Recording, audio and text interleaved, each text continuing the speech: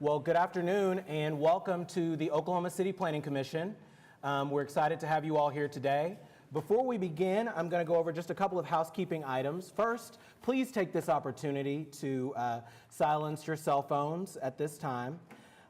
We do ask that if you're interested in addressing the commission on any of the issues that are on our agenda, that you please fill out one of these sign-up sheets that are outside. If you are an applicant, you do not need to complete this form, but if you are not an applicant, we do need you to fill out that form. We'll only be calling on members of the public who have completed this form when we get to that item.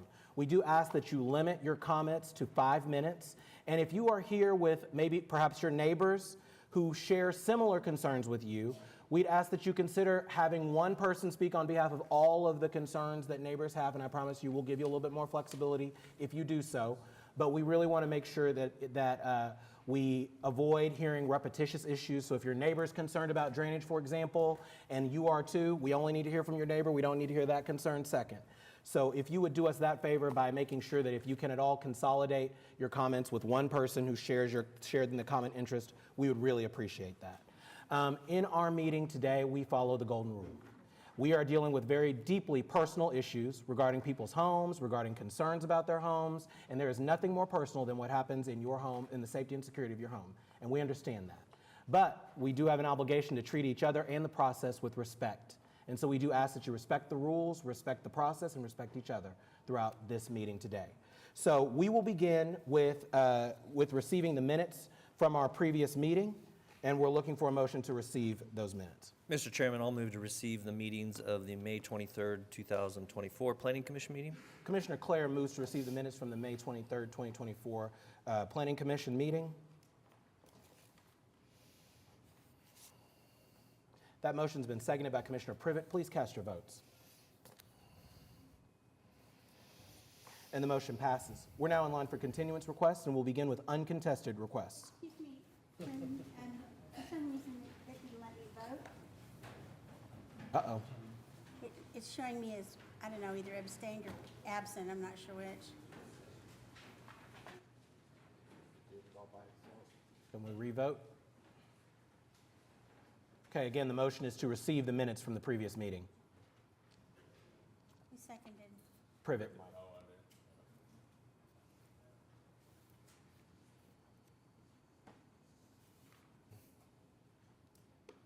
And the motion passes. Okay.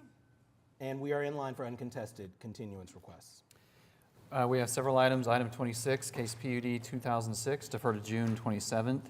Item 27, case PUD 2016, request to defer to July 25th. Item 28, CPA 2023-5, defer to July 25th.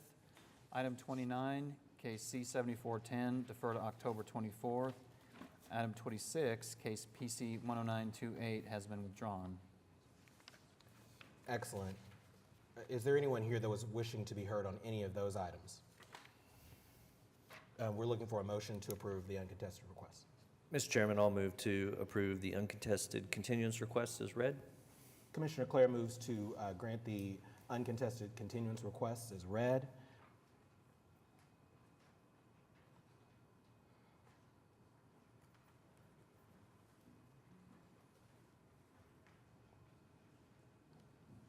Please forgive us while we're making sure our technology is working.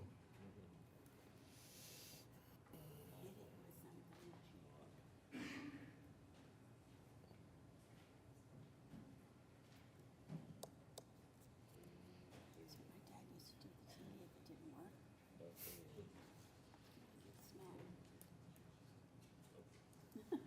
Okay. Try again. Aha. Okay, and again, the motion is to grant the uncontested continuance request. The motion's been seconded by Commissioner Meek. Please cast your votes. And the motion passes. We're in line for new requests. Item 7, case PC 10935, request to defer to June 27th. Item 12, case PUD 2013, defer to June 27th. And item 30, case SPUD 1616, has been withdrawn. Was there anyone that was thinking they were going to have the opportunity to be heard on those items, 7, 12, or 30? Looking for a motion. Mr. Chairman, I'll move to approve the new continuance request as read. Commissioner Clare moves to grant the new continuance request as read.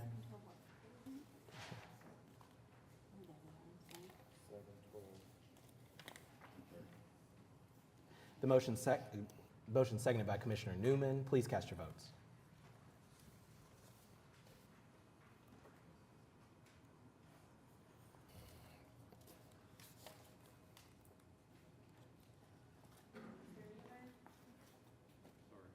Okay. It's all good. And the motion passes. We're now in line for the consent docket. Item 1 is KC 7663, final plat of Unison, located south of Britton Road and west of Broadway Extension. Item 2 is KC 7661, final plat of the Enclave at Hefner Crossing Phase 2, located south of East Hefner Road and west of North Kelly Avenue. I will tell the commission we do have a couple people signed up to speak on item 2, so we should remove that from the consent docket. Looking for a motion to approve. Mr. Chairman, I'll move to approve the consent docket, removing item 2. Commissioner Clare moves to approve the consent docket, but removing item 2.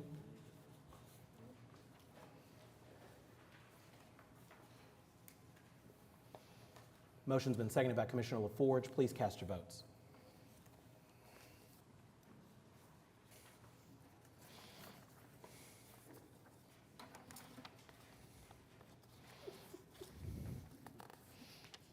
And the motion passes. We are now in line for item 2. Is there an applicant present for item 2?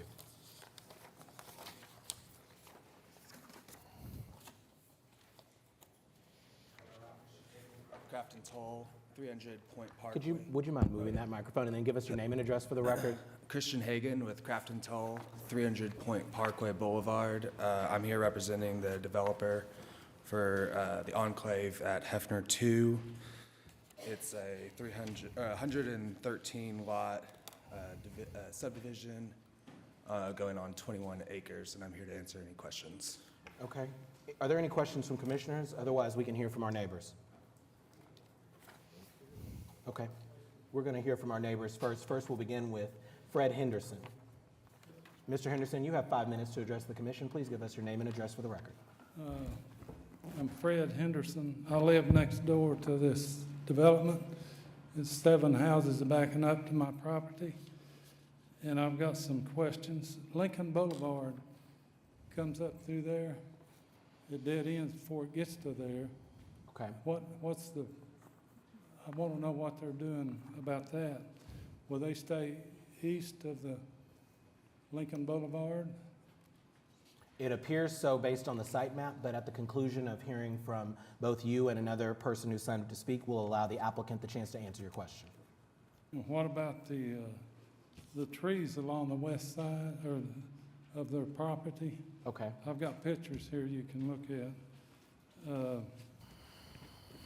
We need those trees to stay. Okay. We don't want them taking them out. And they were to build a privacy fence all along our property. But they're on the common area D, they're wanting to leave 300 foot of the fence out because of the water flow. I have pictures of the water flow. There's no ditch.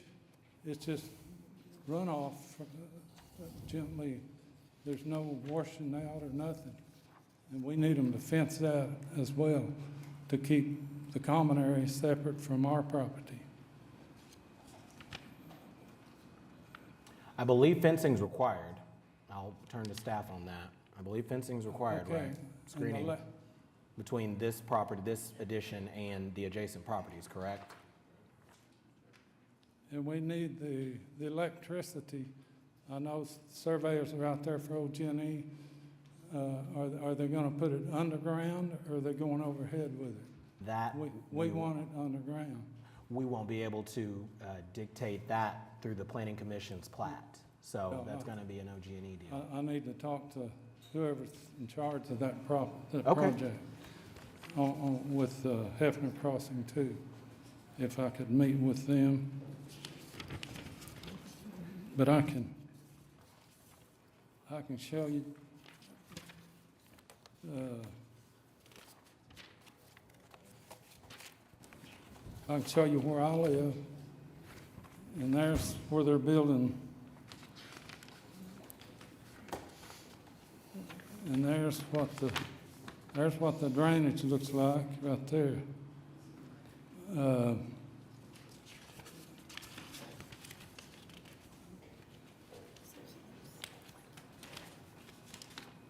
There's some more pictures. I can get you pictures if you need them, whatever. But we need some answers to those questions. Excellent. Well, we will certainly give you the opportunity to visit with the applicant to answer those questions, but we'll hear from another one of our neighbors in your community and then give the applicant a chance to respond, okay? Okay, but before it's approved, I'd like to hear To what visit they with have them? to say. Okay. Thank you, Mr. Henderson. Next, we'll hear from Ralph Ratliff.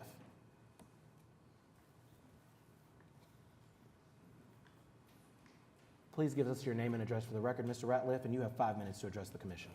Yeah, I'll be quick. I'm on Lindsay Street and join the property on a diagonal. And my only concern was around the privacy fencing around the perimeter Okay. of the plat. Excellent. That was agreed to in the initial plat, and I just wanted to make sure that it carried through onto this one. Okay. Excellent. Thank you, Mr. Ratliff. We'll hear from the applicant.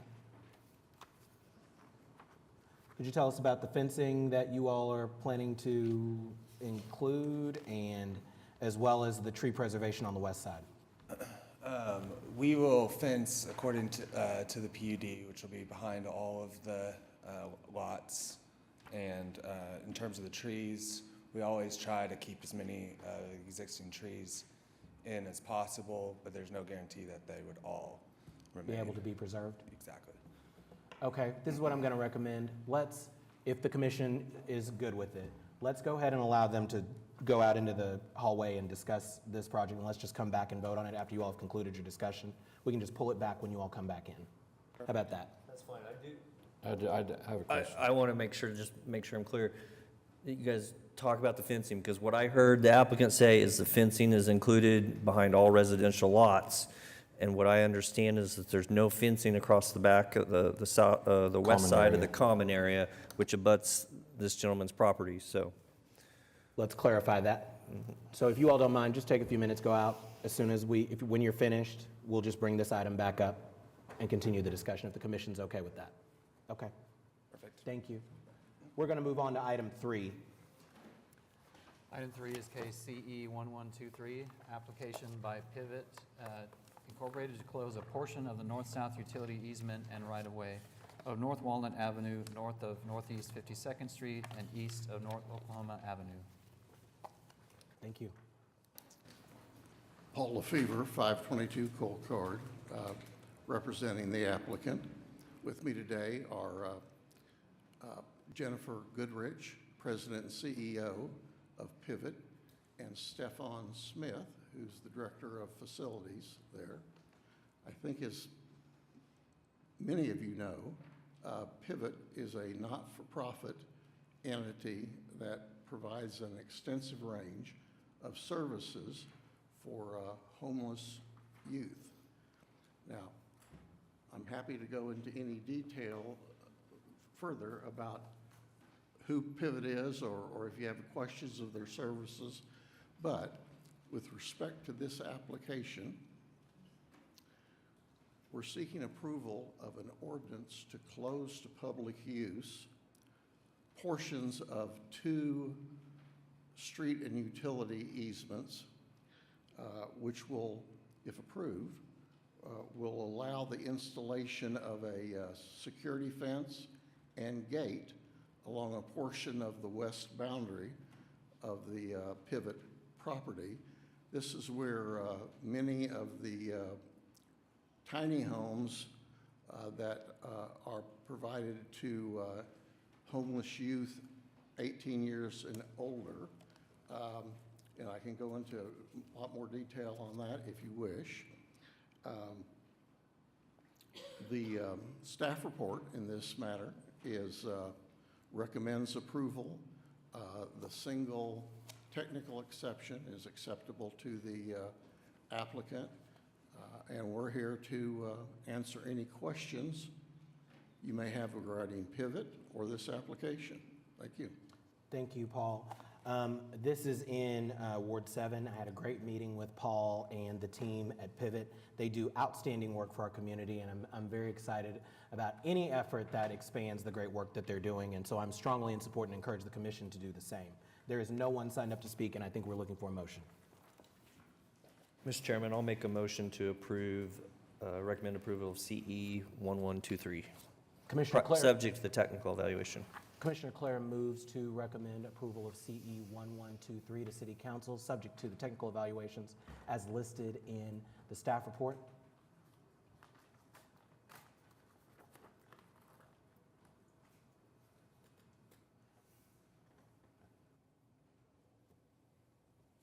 The motion to approve has been seconded, to recommend approval has been seconded by Commissioner Privet. Please cast your votes. And the motion passes. Good luck. We're in line for item 4. Item 4 is case C-7662, final plat of Route 66 Landing, Phase 5, located north of Route 66 and east of the John Kilpatrick Turnpike, and a variance to Table 5.1 in Section 5.3.2.A of the subdivision regulations. Thank you. Is there an applicant present? Good afternoon. I'm John Doyle with Cedar Creek Engineering. Our address is 11912 North Pennsylvania in Oklahoma City. This is the 5th phase of this subdivision, commercial subdivision. I have read the staff report. I know there are 3 TEs. One of them is it is requiring a variance for the length of a cul-de-sac. And just to explain that, originally, as shown in the preliminary plat, it shows Grant Boulevard going north all the way to Northwest 50th Street. As you can see on that plan there, it does cross a waterway, and through the design phase, in order to satisfy floodplain requirements and the no rise, it was going to require a 200-foot long bridge, which was not cost effective for this. And so at this point in time, it's just going to end right there and plat those 2 lots there. Hopefully that makes sense. I'm available for any questions you all might have. Thank you. This is in Ward 1. Commissioner Clare. Yeah, given the circumstances of this property, with it being kind of locked in with the turnpike on the west side and that waterway, I don't have any problems with the variance, so I'm prepared to make a motion. Any other questions or comments from commissioners? No one signed up to speak. All right, with that, we'll take the variance first. So move to recommend a variance, Table 5.1, Section 5.3.2.A of the subdivision regulations. Commissioner Clare moves to approve the variance to Table 5.1 in Section 5.3.2.A of the subdivision regulations. That motion's been seconded by Commissioner Govine. Please cast your votes.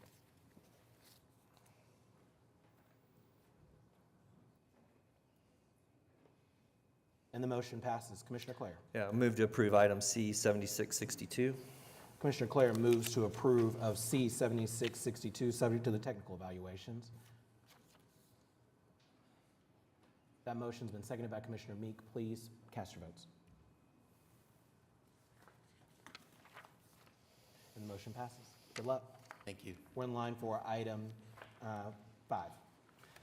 Item 5 is case DA11PH, application for consideration of a lot split deed approval on a property located at 13500 North Rockwell Avenue, and variances to section 3.4.4.C.2H and 5.4.2.E.1 of the subdivision regulations. Good afternoon, David Box, 522 Colcord Drive, here on behalf of the applicant. The application before you is to allow these 3 lots to be split rather than plat. So what that requires us to do, because that back lot won't touch an arterial, or be adjacent to a public street, we need 2 variances, both of which are included as technical evaluations. Staff does have an item that they suggest in their development services narrative that the access easements need to be filed and provided to the city prior to the release. We, of course, agree to that. These will be Excellent. recorded and filed with the county. Great. This is in Ward 8. Commissioner Noble? I don't have any problems with it. Does any other commissioners have anything? Nope. Anyone I don't signed think up? so. No one is signed up. Okay, with that, I'd like to just start with the variances. Recommend approval of variance to section 3.4.4.C.2H of the subdivision regulation. Commissioner Noble moves to approve of the variance to section 3.4.4.C.2H of the subdivision regulations. That motion's been seconded by Commissioner Meek. Please cast your votes. And the motion passes. Commissioner Noble.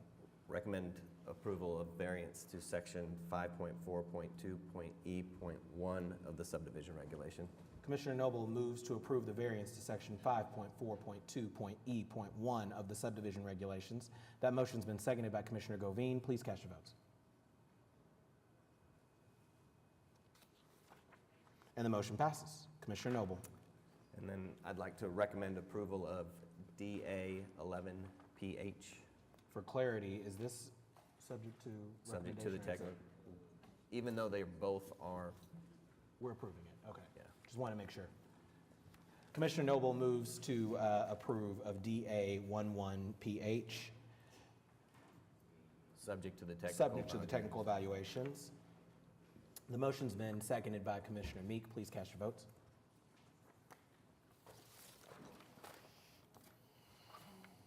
And the motion passes. Thank you. Thank you. We're in line for item 6. Item 6 is case PC 10913, application to rezone 7200 North Santa Fe Avenue from R1 to AA. Timothy Beats on behalf of the applicant, 1213 North Classens address. This is an application by Bowman Oil and Gas to have their properties rezoned from R1 back to agricultural. We've presented some slides that the Bowmans have prepared. I don't know if you've been able to see those or not. But this is what we call Fanny Farms, and Mr. Bowman and Mrs. Bowman call this their little Garden of Eden. And so what they've been doing is getting this property cleaned up and getting it ready back to bring it back to its natural sources, to preserve the natural waterways, the large trees that are on the northeast side of the property. But the problem is, in order to do what they want to do, we need to rezone this.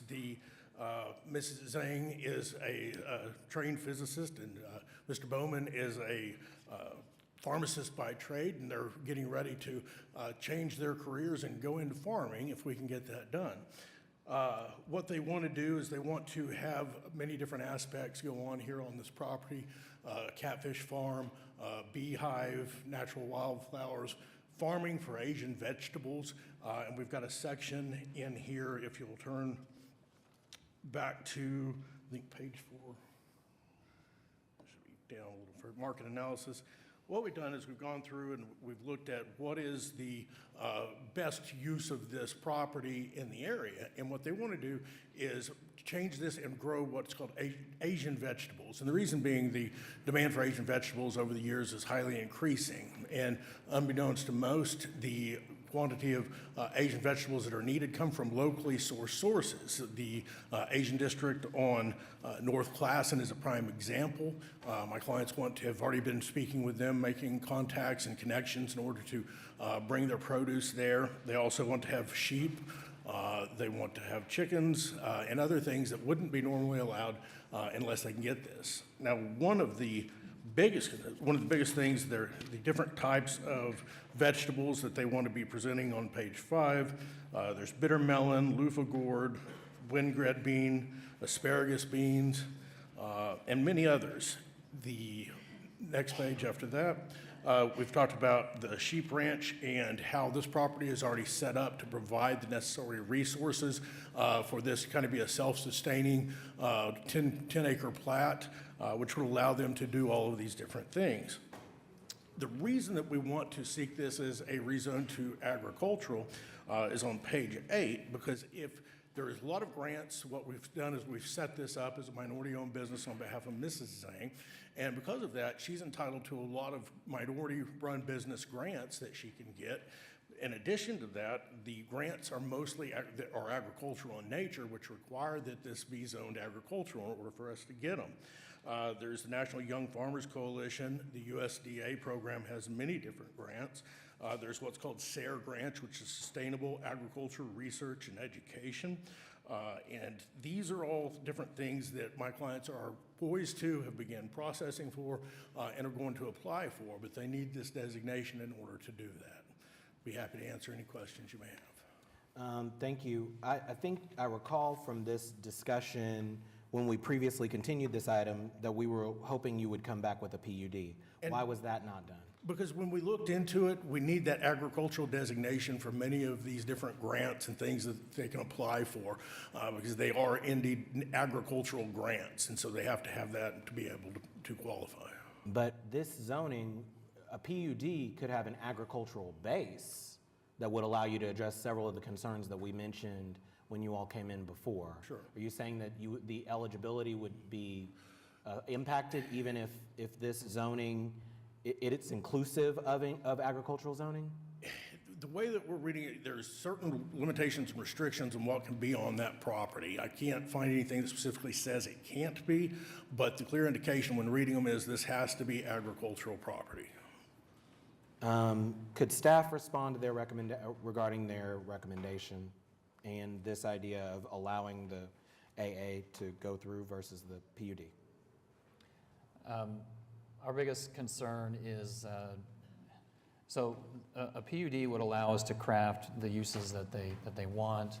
The biggest concern in its staff report is basically, if it were AA, it could create more leniency for high grass and weeds and so on because of state statutes. So that's why staff felt that a PUD would be the best course of action so that we could meet the best of both worlds, allow them to do the uses that they need to do while still having protections for the neighbors and taking into account the fact that the uses around the site and indeed some on the site are more intense uses.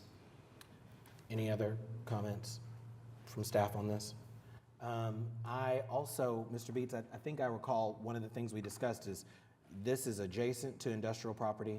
We have approved even more industrial uses nearby, including office uses as well. So the concern too was about your ability to successfully operate an agricultural, a farm essentially in this space, as in addition to these concerns we have about the quality of the maintenance of the property. Sure. And we've addressed all the quality and maintenance issues that were ever brought to our attention have been rectified by the Bowmans. The property had kind of sat abandoned and dilapidated for years. They have now, as they're shifting their careers, they've gone in, they've cleaned it up, they've met all the requirements to get any violations corrected and intend on keeping it that way. The zoning of the industrial around it, the proposed uses that my clients have, we don't think are going to interfere with anybody in the industrial areas or cause any problems there. We don't have any issues with the industrial around us. And think having this agricultural area in the middle of a large industrial area is actually kind of a benefit when you look at the master plan of the city and the preservation of the old growth trees, things like that. They're all allowed to be done through the agricultural, and there's nothing that we're asking or plan on doing there as we proposed to you that should cause any problems to any surrounding areas. Any other thoughts from commissioners? I am concerned about the site being cleaned up. I'm concerned about the compatibility, which I don't think is there with the surrounding property, but they're asking for a less intense use. So, other thoughts from commissioners? Go ahead. The only question I had, and I don't know, given the surroundings, if it makes much difference, but are you conducting any sales on the property? Like, are people, the public, going to be able to come to the property and purchase goods, or are you shipping everything out to grocery stores and restaurants. The plan would be kind of a farm-to-table type experience, except it'd be farm-to-restaurant, where the Bowmans are going to, whatever they do there would be taken, processed somewhere else, or taken and directly delivered to its end source. All right, farm in the middle of office and agriculture. Any other thoughts from commissioners? Okay, looks like we're looking for a motion to approve. Mr. Chairman, since this is your ward, I'll move to recommend approval of item, this is straight rezone. I move to approve item PC 10913. Commissioner Claire moves to recommend to City Council approval of PC 10913.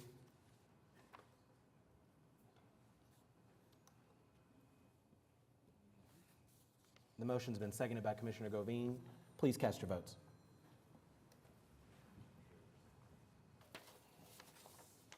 The motion's approved. Thank you. Good luck. I guess we need to show up for a meal and all of that when it's time, huh? Here you go. Thank you. We're in line for item 8. Item 8 is case PC 10936, application to rezone 2804 Southwest 43rd Street from R1 to R2. Is there an applicant present? No applicant present? Oh, please.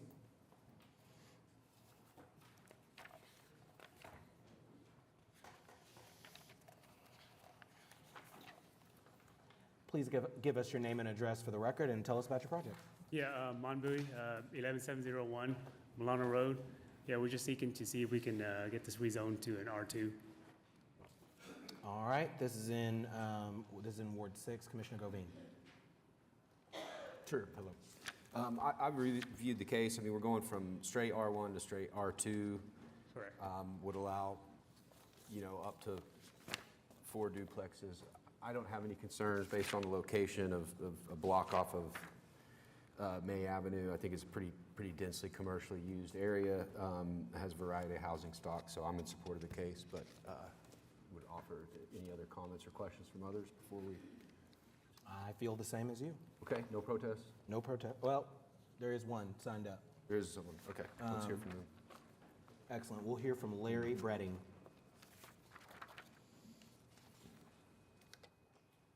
Mr. Bredding, you have 5 minutes to address the commission.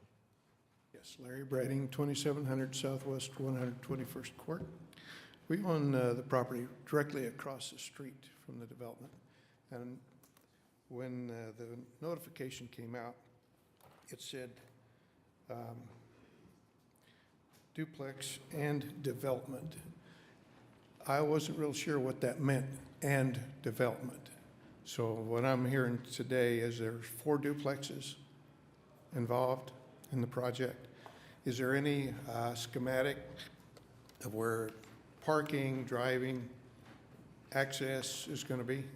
So, Can we pull that up on the yeah, presentation? the developer did provide There it that, is. Okay. but for process clarity, the planning commission is voting today on whether or not to rezone this property from R1, Correct. single family, to R2.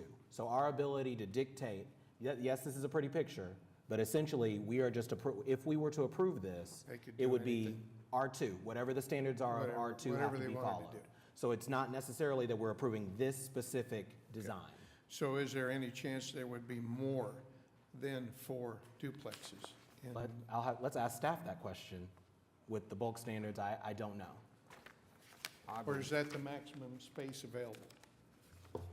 Ben Davis Planning Department, it would just be able to be 2 family homes per lot. It would only be able to be a 2-family home duplex. 2 family, Yes, okay. All right. Well, per lot. per lot, per lot, And so it's 2 lots, right? yes. So the answer to his question is yes. So 4. 4 lots. 4 4 lots, lots, yes, 4 duplexes. okay. 8, 200 feet. basically 8 residences. Correct. 4 lots, That's right. okay. That's the maximum allowed by the ordinance. Okay. And we can't make any changes. If we were to approve this, we couldn't make any changes to Okay. that ordinance. Well, sometimes you don't quite understand what comes out. And I appreciate your help and clarification of this, because we're just concerned about more traffic, a lot more people, and some development's always good. I'm not opposed to that, but it's helpful to understand the maximum amount of people. And is there any kind of time frame on this project? We can certainly ask the applicant. Okay, all right, thank you. Thank you. Would you mind sharing with us? Mr. Chairman, I think maybe, I don't want to try to read the gentleman's mind, but there's no expiration date on the zoning, if that's what you mean. They don't have to develop it within a certain time or have the zoning relapse. That's a good point. Do you have a time frame in mind? Yeah, well, we're currently working on the plans, and once we get that approved, then we can get that submitted. So we're thinking, I mean, I hate to throw out time, but maybe 2 to 3 months. Okay. Right there. So soon, sounds like this year, Yeah. Mr. Bredding. And just for the record, because there was a comment about access, it appears you're planning to access those off of Southwest 43rd Correct. Street. Correct. Okay. Commissioner Govine. I will move to recommend approval of case number PC 10936. Commissioner Govine moves to recommend to City Council approval of PC 10936. That motion's been seconded by Commissioner Noble. Please cast your votes.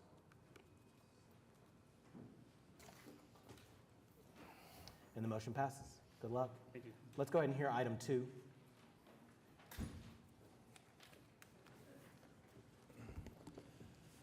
I think we answered all of their questions, and everything conforms to the PUD and the preliminary plat, so we would like to move on and request approval. Okay. Just looking for a motion.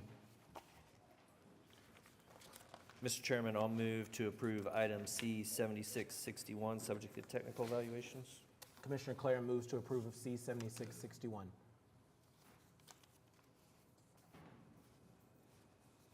The motion's been seconded by Commissioner Meek. Please cast your votes.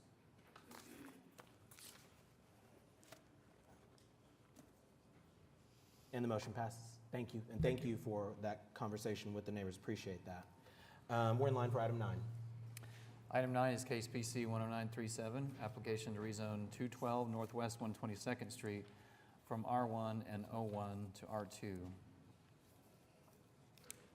Good afternoon, Mark Grubbs, 1800 South Sarah Road. On behalf of the application, this is a similar application to the previous one. We're requesting R2, currently zoned R1 and R1, R1 and O1.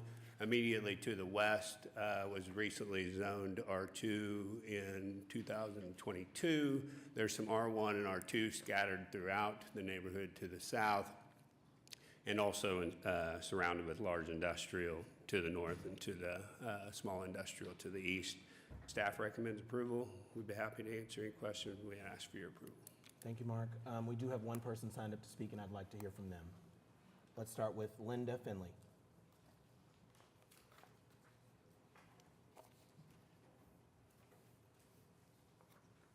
And Ms. Finley, please give us your name and address for the record, and you have 5 minutes to address the commission. Yeah, my name is Linda Finley. I'm president of Chisholm Creek Cottage Park Neighborhood Association. I've been gone since 2020, and I came back, and Oklahoma City is a whole different world. And so going up, looking at a brand-new complex, down 122nd, I'm looking at, oh, wow, what nothing there. And so I would like to have a conversation because that senior citizens that's there, we do not have a park nowhere in that neighborhood. I would prefer that to be a park so those senior citizens can walk with their grandkids instead of putting something else. So I would like to talk to Top Mark. We have a conversation before we go forward so we can see how we can work in our neighborhood, because they are already having problems in that complex. I'm getting complaints from the new building at Hefner, Western, those senior citizens. I'm getting complaints already. So I need this conversation before we move anywhere. So when you're saying a senior complex, where's the senior complex that you're referencing? That Greenwood, right there on 122nd. They building some complexes. Then there's the Greenwood Senior Citizens Homes. They do duplexes. It's called Chisholm something. Okay. And then vacant lot, and then these office spaces. So between Harvey and Santa Fe, it's that lot out there.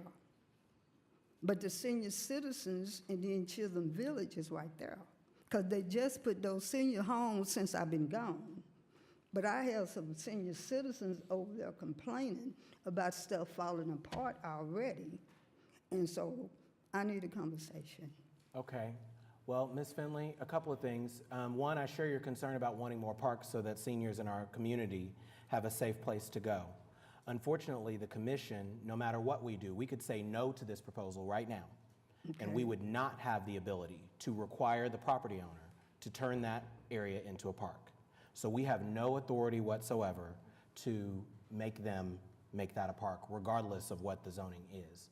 You'd certainly have my support in advocating that the city acquire property that they could designate as a park, but we cannot make this property owner convert his property into, his or her property, I don't know who owns it, but convert the property into a park. So can I sit down with him and our neighborhood sit down with him? Is this going to be low income that's coming into our neighborhood again? I'm not aware of that, but we can certainly ask Most him. of those apartments and houses that they build is subsidized by the government. I got a list. I called them. And so I'm paying my tax dollars for you to bring them. You know, most of them is single-family mothers and their husbands is incarcerated. I have a problem with that you get my tax dollars, you putting us there, and you already bring riffraff into my neighborhood? Not on my watch. So we need this conversation. Whoever's coming there, if you're going to put it there, don't pimp my people. That's all I ask. I'm a slave. My grandfather, born in this is Indian territory. We don't want to talk about slavery, but I'm walking slavery. So let's talk about us. I want a real conversation with Oklahoma City. Trail of Tears is here. I'm not mad at nobody. I just want us to acknowledge how you took our land. Choctaw, my daddy was in the cotton patch and I was too. Let's talk about it, okay? So I would like to talk to Top Mark Holmes and you. Let's have a conversation before we move. If you're gonna move forward, I don't mind. But like I say, all those new buildings is subsidized by the government. So we're gonna get some guide rules on how we're gonna do this thing. Well, you have my support in wanting to make sure that whatever is built there is what the community deserves and of a high quality.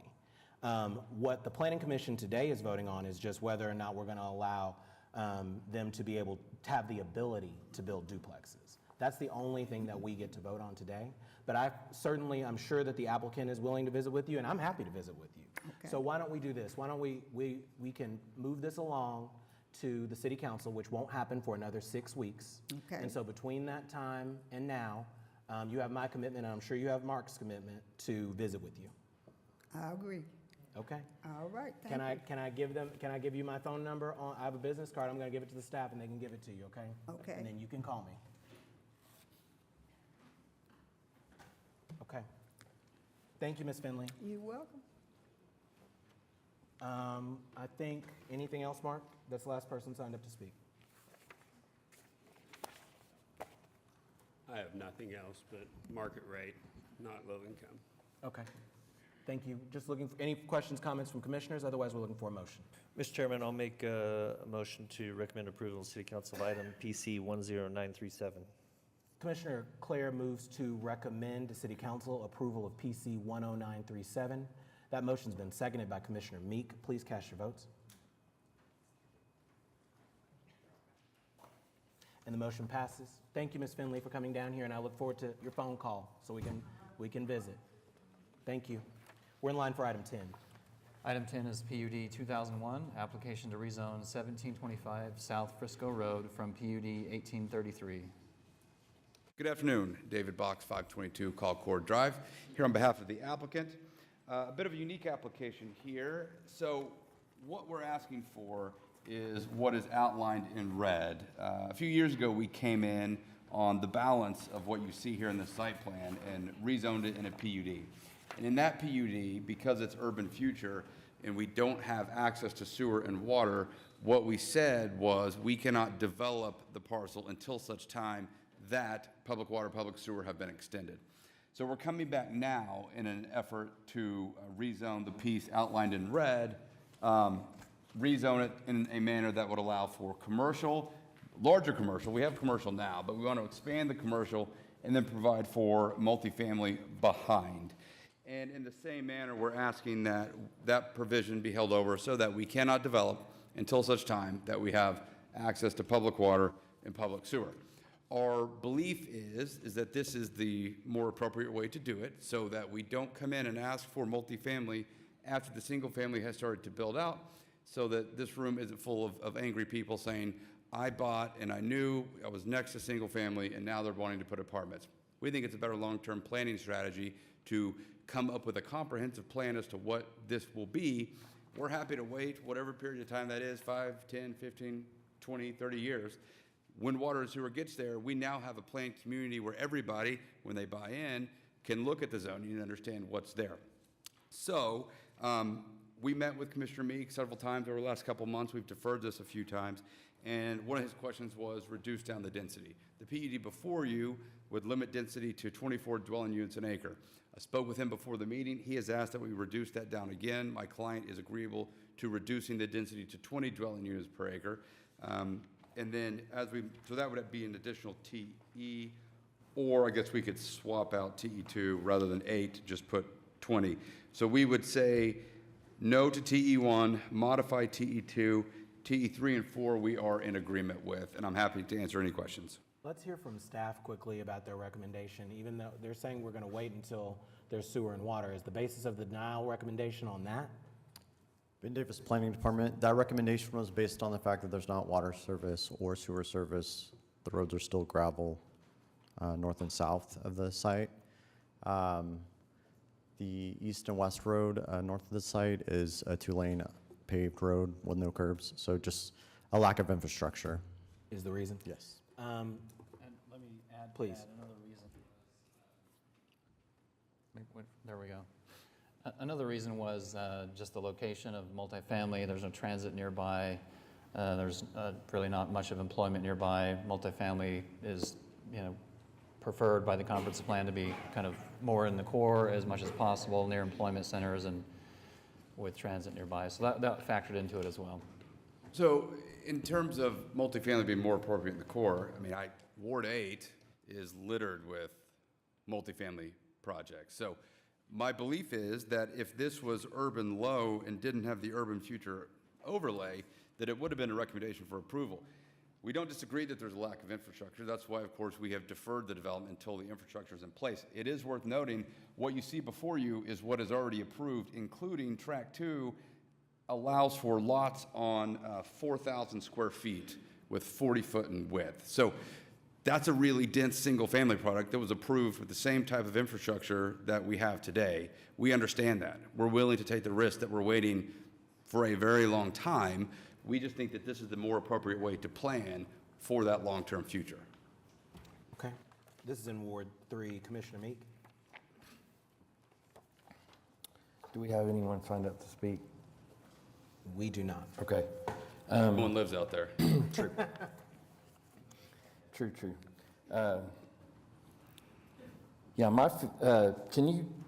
Can you repeat how you were going to word TE number 2 with the change on the density? So what we would say is there should be a maximum density of 20 dwelling units per acre. Okay, that's what I thought in you Track said. 2. Okay. My feeling on this is that we gave them the entitlement with that original PUD, with the infrastructure being exactly like it is right now. I do feel like if we were to recommend approval on this, that we might need to add a TE number 5 regarding improvement to paving. And with that, I'd be okay with it. If any other commissioners have any thoughts on this, I'd like to hear My it. only question is about whether the language in the PUD is sufficient for staff that they couldn't begin building anything until the water and sewers there. We're good with that language? Yes. Okay. Yes, I checked with legal on that earlier, and it is written into the summary of the SPUD application. So appreciate, we've had the applicant modify the density twice now, which I believe we're getting to a better product. And if no other commissioners have anything to add. My question was just clarity on TE5 regarding proposed TE5 regarding paving. That was one of my, I'd like to have a little bit, maybe from staff, and advice on how to include something regarding the road being paved. Which road, are you talking about 15th? I'm talking about having the gravel roads added to where if you're gonna have to wait to Sure, trigger off we- water and sewer. Yeah, we you should can't also develop have- and sell anything. Right, on- hard on surface gravel. paving. We're fine with that. Okay, I don't think we should get into road widths or lanes, but at least hard surface paving. Yeah, that's fine. Like paved per city standards. Right. Okay. Okay. And we are requiring the specific plan. You agree to Yes. that, TE4? Yes, we agree to TE4. Great. Yes. Okay. Maybe my son that comes to present the specific plan, but it's gonna come here. He's 5? He's 8. 8, okay. Could be my Okay. daughter. I don't know. Okay. Who knows? With that, I'd like to move to recommend approval of PUD 2001 with TE number 1 being removed, TE number 2 being changed to read, there should be a maximum density of 20 dwelling units per acre in tract 2. TE number 3, non-accessory signs are not permitted. TE number 4, a specific plan shall be required unless platted. And TE number 5, hard surface paving shall be provided per city specs. All right. Are you wanting that to, in public roads? Yes, public road paving shall be hard surface. Well, I mean, because that applies to Southwest 15 now, so if you specifically want that on the north-south, which I'm hearing Frisco, we want to make sure that, to clarify, this is not requiring the developer, the applicant, to create that. Right. It's just saying that the roads need to be present for Right. the development. Why don't we just say the arterial streets that abut the PUD shall be hard surface paving Prior to, Prior to development. Yeah. I'm good with okay. that. All right. Is that clear enough for staff for the record? Okay.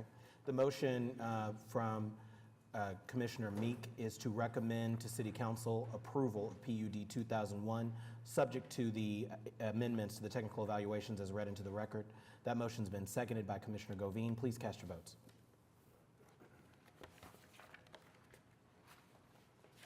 And the motion passes. Thank you. Thank you. We're in line for item 11.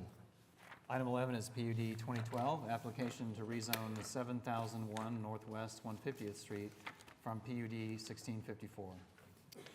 Once again, David Box, 522 Colcord Drive. This is an application that would essentially allow for the undeveloped piece of this parcel to be split off. We have mirrored the PUD language in the design statement of the PUD that exists to our west, simply modifying the lot width at the property line, which you can see is reduced down to 25 feet so that it's a shared drive-in. There are no technical evaluations. Okay.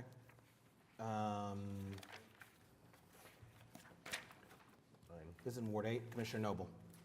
Reviewed the application. I don't see any problems with it. If any other commissioners have anything? Nope. Anyone signed up to speak? No one signed up to speak. No. With that, Mr. Chair, I'd like to recommend approval of PUD 2012. Commissioner Noble moves to recommend to City Council approval of PUD 2012. That motion's 2012. That motion's seconded by Commissioner Govine. Please cast your votes.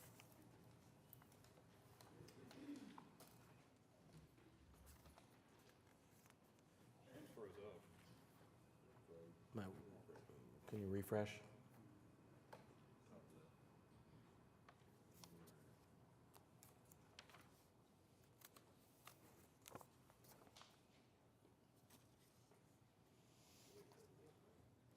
Can we do a voice vote? Yeah, I'm in favor. Okay. And the motion passes. Thank you. Thank you. We're in line for item 12. That's been continued. It's been deferred. Oh, sorry. Item 13. Item 13 is case PUD 2015, application to rezone 8100 South Santa Fe Avenue from PUD 597. Good afternoon, Mark Zitzow with Johnson & Associates, 1 East Sheridan Avenue. Before you is a PUD that I believe you saw sometime last year as a straight I-2 rezoning request. This commission requested a PUD because the existing PUD 597 had certain restrictions in there and requirements for the development of this property. So we have drafted a PUD, matched all of those restrictions and regulations. I think the main one being the 130-foot setback for outdoor storage or new structures along the south and along any other residential property. And that 130-foot hits about where those tractor trailers had historically been stacked. And if you were to look at this property and go back through time on Google Earth, what you'd see is all the way back to the early 2000s. This property has looked identical with storage in that area. So we believe we addressed everything that was brought up at the last hearing when it was I-2.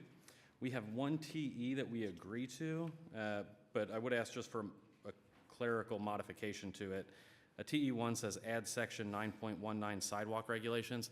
I'd just like to modify that to say revise section 9.12 to add the following language. We already have a sidewalk section in there, so we're in agreement with the TE. We just don't want to have to add 2 sidewalk sections to the PUD. But with that, the owner of the property is here if you have any questions. Otherwise, we'd ask for your approval. This is in Ward 4, Commissioner Privet. Yep. This one makes more sense now that it's a PUD. We've got some restrictions in it, so I'm for it. Anybody signed up? No one has signed up. All right. If anybody else, nothing else to say? PUD 2015. Subject to the amendment to Subject to TE1, the making it amendment. section 9.12. Yep.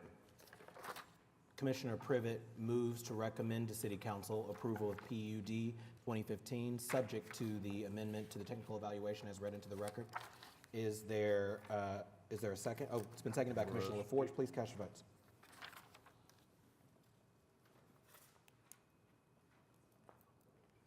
And the motion passes. Thank you. Thank you. In line for item 14. This is PUD 2017, application to rezone 601 North Czech Hall Road from PUD 1666.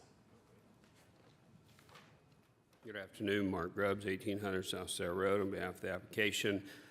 This is a existing PUD that is directly south of I-40 in Czech Hall, directly south of Crest. There's a new emergency medical health center directly to the north of it. Our client has had substantial interest in additional commercial at that, so we're bringing this PUD back before you.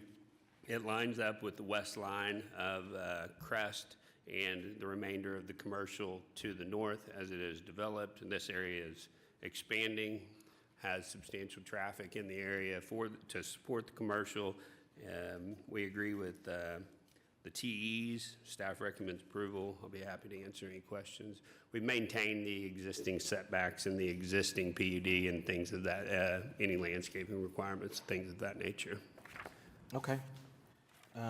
This is in Ward 3. Commissioner Meek. Yes, sir. I spoke with the applicant, and I don't have any issue with this application. Is there anyone signed up to speak? There's no one signed up. Okay. Any other commissioners have any issues with anything on it? Okay.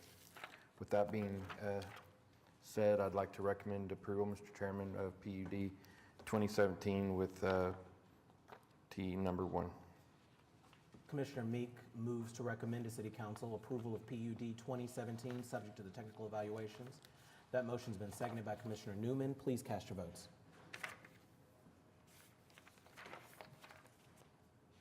And the motion passes. We're in line for item 15. Item 15 is PUD 2019, application to rezone 501 East I-44 Service Road from R1, PUD 1842, PUD 1228, and 02 to PUD 2019. Good afternoon, Mark Zitzow, Johnson & Associates, 1 East Sheridan Avenue.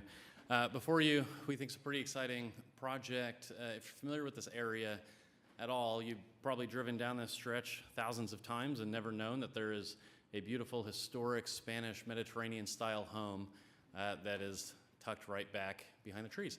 With the expansion of I-40, I-44, and that service road, the viability of it remaining a single-family home has really come to an end. Our client has purchased it and seeks to operate a wedding venue here. It's tucked back in the trees. It's expanded a little bit to the north. We've committed to additional parking as needed. Staff recommends approval. There are no TEs, but I do seek to add one that has come up this week. If you've ever been out to the property or have seen it posted online, there's a pretty incredible historic paver, stamped concrete, decorative drive that goes through the property. It's 20 feet in width. The zoning code calls for drives to be 22 feet. So I'd like to add a TE that states that the existing 20-foot drive shall be permitted to be used as the primary access to the property, subject to final approval by the fire marshal at the building permit stage. So we believe that this meets fire code, but we'll run turn maneuvers and everything when we get to the building permit stage.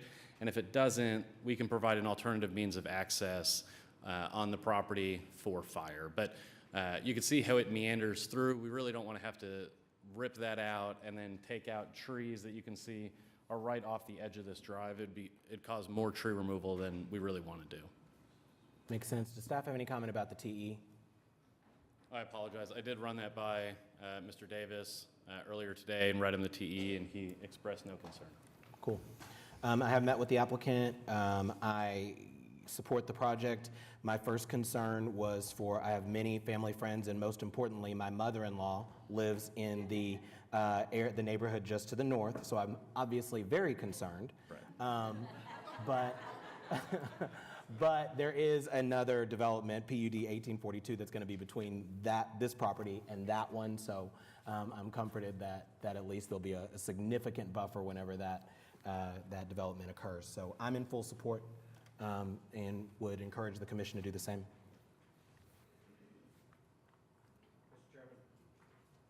Mr. Chairman, I'll make a motion to recommend approval of City Council of PUD 2019, adding TE1, that the existing 20-foot drive shall be permitted to be used as the primary access to the property, subject to the final approval of the Fire Marshal's office. Commissioner Clare moves to recommend to City Council approval of PUD 2019, subject to the additional technical evaluation that was read into the record. That motion's been seconded by Commissioner Meek. Please cast your votes.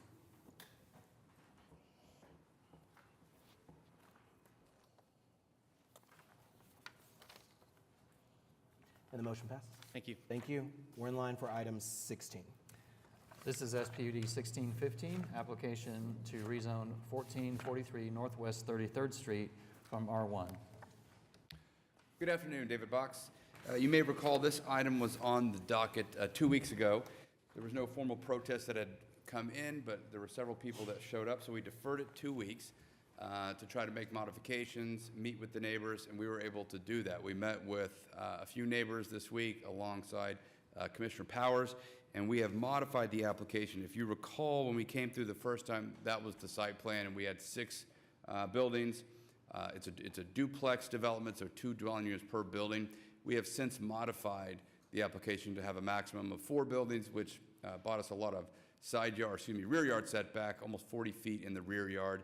We showed the neighbors that site plan. They seem to be much more comfortable with that.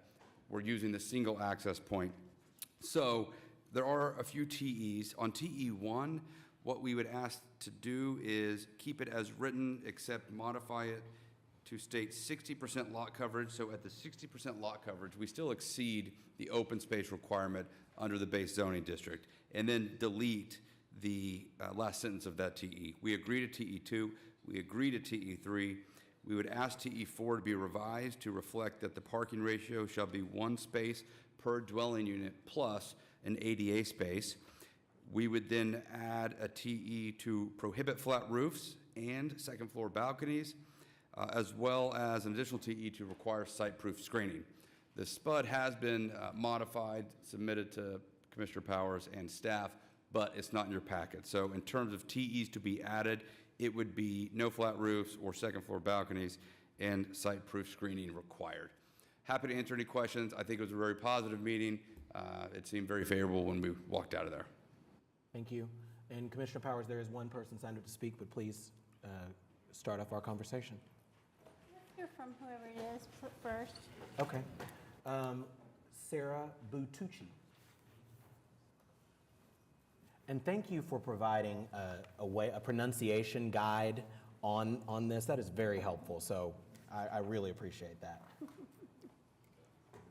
It's a common problem. My name is Sarah Butucci, and I speak before you today as a representative for myself at 1440 Northwest 34th Street. I own the property immediately to the north of the proposed site, along with my neighbors on the 1400 block of 34th Street.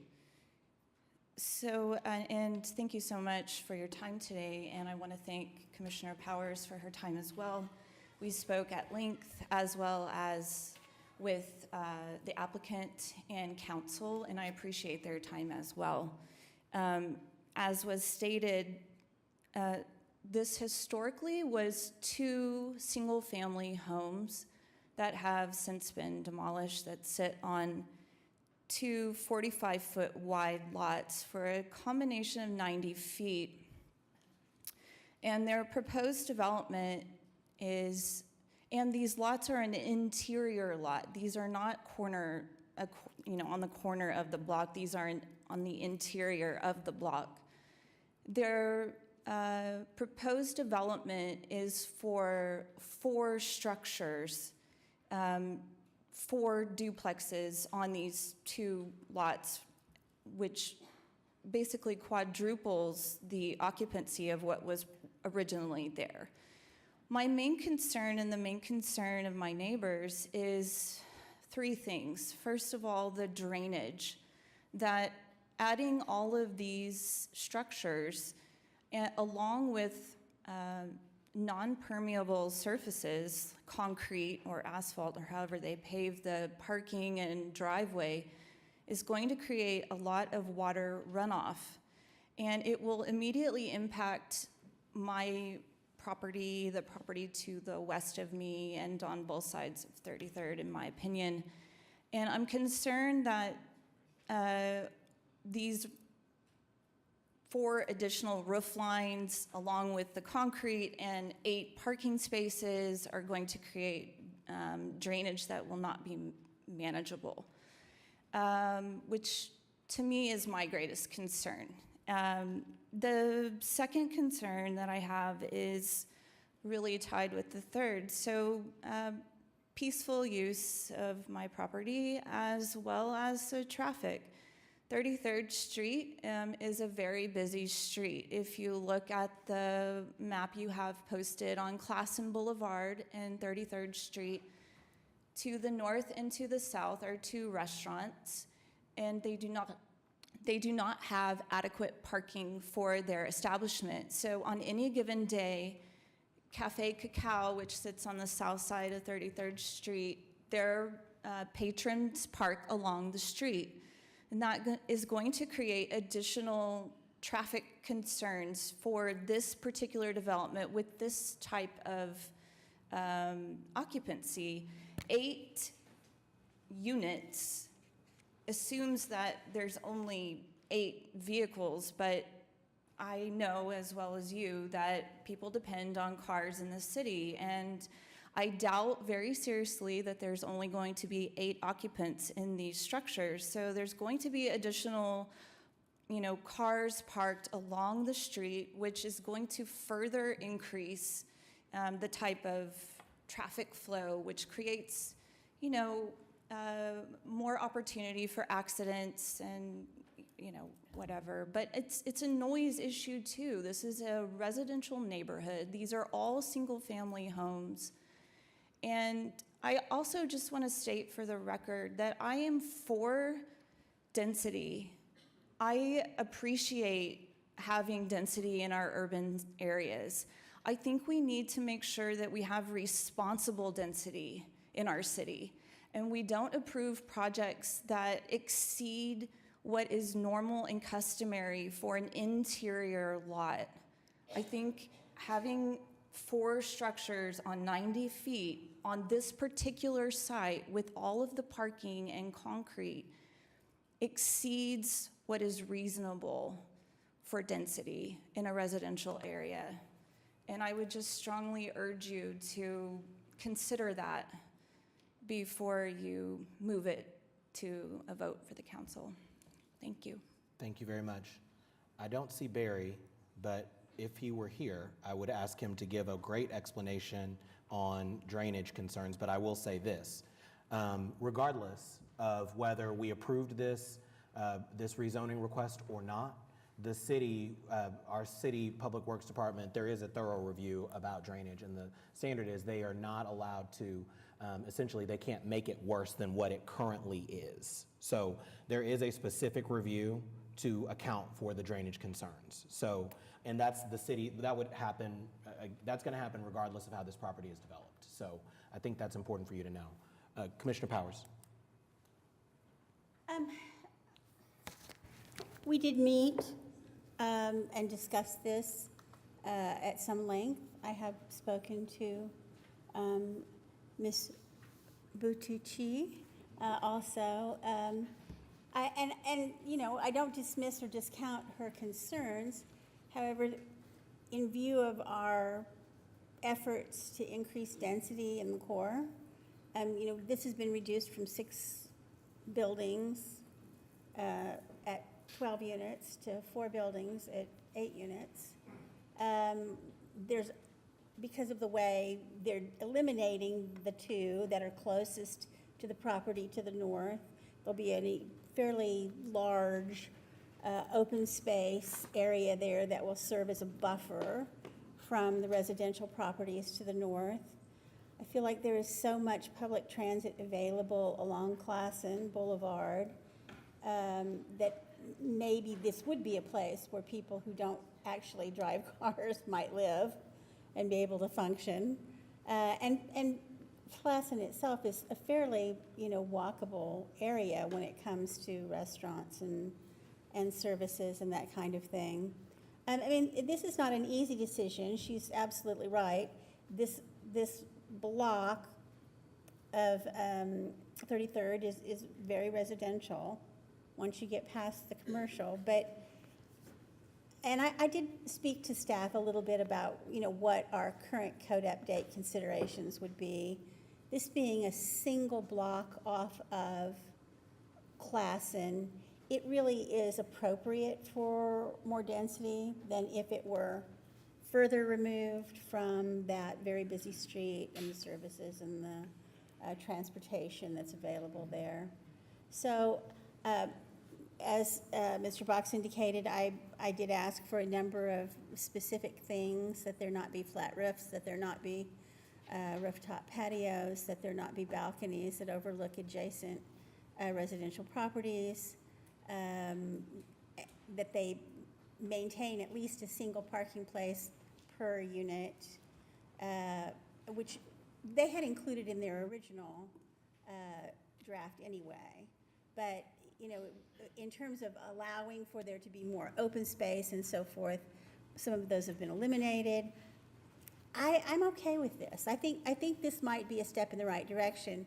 You all know me well enough to know I really prefer the sort of single unit look to multifamily development rather than a large, you know, structures that in this day and age do not look like they've been there for 100 years. You know, yes, there are some of those all over Ward 2, and they look perfectly normal where they are, but they were built a long, long time ago.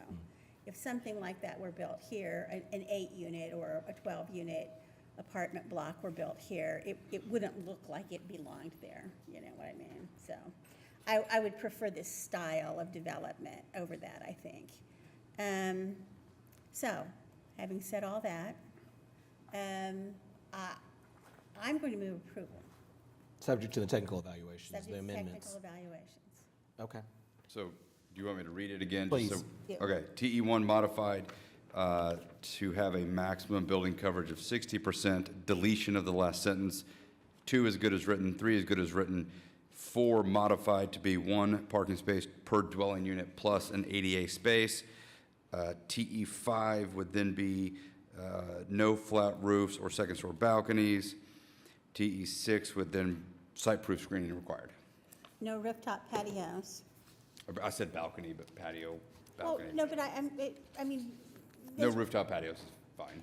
And those are two very different things. If there are second-story balconies, which they are, then they need to look into the property and not to the adjacent properties. No rooftop patios. And we did talk about there being, well, no flat roofs, so I'm good with that. Okay. Commissioner Powers moves to recommend to City Council approval of SPUD 1615, subject to the technical evaluations as read into the record. The motion's been seconded by Commissioner Govine. Please cast your votes.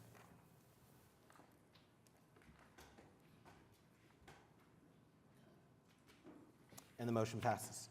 Thank you. Thank you. We're in line for item 17. Item 17 is case SPUD 1631, application to rezone 2800 South Morgan Road from PUD 1128. Once again, David Box, 522 Colcord Drive. This is an application along Morgan Road, just north of the Casey's gas station that's there. If you see the PUD 1877 to the east, that is a PUD that I got approved about a year or so ago that is currently being developed for a multifamily kind of townhome style development. So what we propose is a modified commercial development. Staff has recommended approval with no technical evaluations. Happy to answer any questions. Thank you. This is in Ward 3, Commissioner Meek. Spoke with the applicant, don't have any issue with it. Want to make sure any other commissioners have any comments regarding it, or if we had anyone signed up to speak. We do not have anyone signed up to speak. Okay. All right. With that, I will, Mr. Chairman, move to approve SPUD 1631. Commissioner Meek moves to recommend to City Council approval of SPUD 1631. The motion's been seconded by Commissioner Newman. Please cast your votes. The motion Thank you. passes. Thank you. We're in line for item 18. This is case SPUD 1632, application to rezone 13541 North Indiana Avenue from SPUD 127. David Box, 522 Colcord Drive. This application is to allow an expansion of the current use. The SPUD 127 has a limitation on square footage of building that can be built. The client is already operating there. They simply need to expand the building, and there was no administrative avenue to modify the square footage because it was, I guess, a specifically negotiated item in that old SPUD. So we're here to request a rezoning to allow that. If you're familiar with the area, we're surrounded by a church on the east, the backside of a Sam's, and personal storage to our south. So no protest that I'm aware of. I don't think any compatibility issues have been identified. Happy to answer any questions. Thank you. This is in my ward. I've met with the applicant, and I am in support. There is no one signed up to speak. Mr. Chairman, I'll move to recommend approval of City Council, SPUD 1632. Commissioner Clare moves to recommend to City Council approval of SPUD 1632. The motion's been seconded by Commissioner Meek. Please cast your votes.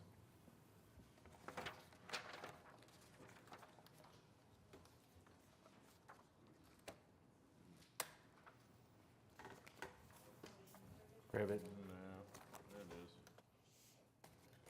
Thank you. Thank you. The motion passes. We're in line for item 19. 19 is SPUD 1634, application to rezone 1514 Northwest 17th Street from R1 and UC Urban Conservation to SPUD 1634. Hello, Ken Fitzsimmons, architect with Task Design, 1300 Northwest 17th Street, and I'm here on behalf of my client, Russell Fox. He couldn't be here today. Basically, he lives in this house. It's a single-family house in Gatewood, and his plan is to try to get some more passive income as a retirement strategy, and he would like to be able to convert his garage into some dwelling units. He still plans to live in his house, and as part of the zoning, we thought it might be a good idea to ask for up to 4 dwelling units, the idea being that, you know, the potential, it's a 2-story house. Somebody could potentially convert it into a duplex as well. We also have tried to note some things in there to make it a good neighbor, such as keeping the existing house unless it's damaged beyond repair, putting in screening if there's any head-in parking that would face the neighbors. And beyond that, the staff approved that, but then I also had discussions with Commissioner Powers and Govine and Mr. Davis over here, and there was a few minor things that they'd like to see in there to make it a better neighbor, such as, I'll let Mr. Govine read them, but basically to limit the height of any new structure behind the house, behind the existing house, to limit the setbacks on the side to clarify that the existing structures that are there now may be actually closer than 3 feet to the property line, but if a new structure is built, it has to be at least 3 feet. And the other one would be that the existing parking may remain for the existing house, but if the house is added onto or converted, then we would have to provide 2 parking spaces beyond the front porch line. Happy to answer any questions. Thank you. Commissioner Govine? Yes, this is a case I'm in support of. We've gone back and forth a few times. I feel like we got to a good point to help address these issues, as Mr. Fitzsimmons noted. I think it's appropriate for the neighborhood. Again, 17th to third door down from McKinley, sort of right behind the Plaza District. There's a number of other similar developments. The house immediately behind the alley has a similar arrangement of an accessory unit. So I'm in support. I don't know if anyone's signed up to speak. Okay. I got a question. Yes. I can't tell, how many, if we approve this, what is the maximum number of dwelling units that could be on this one small lot? 4. So you could have a duplex, correct me if I'm wrong, duplex accessory.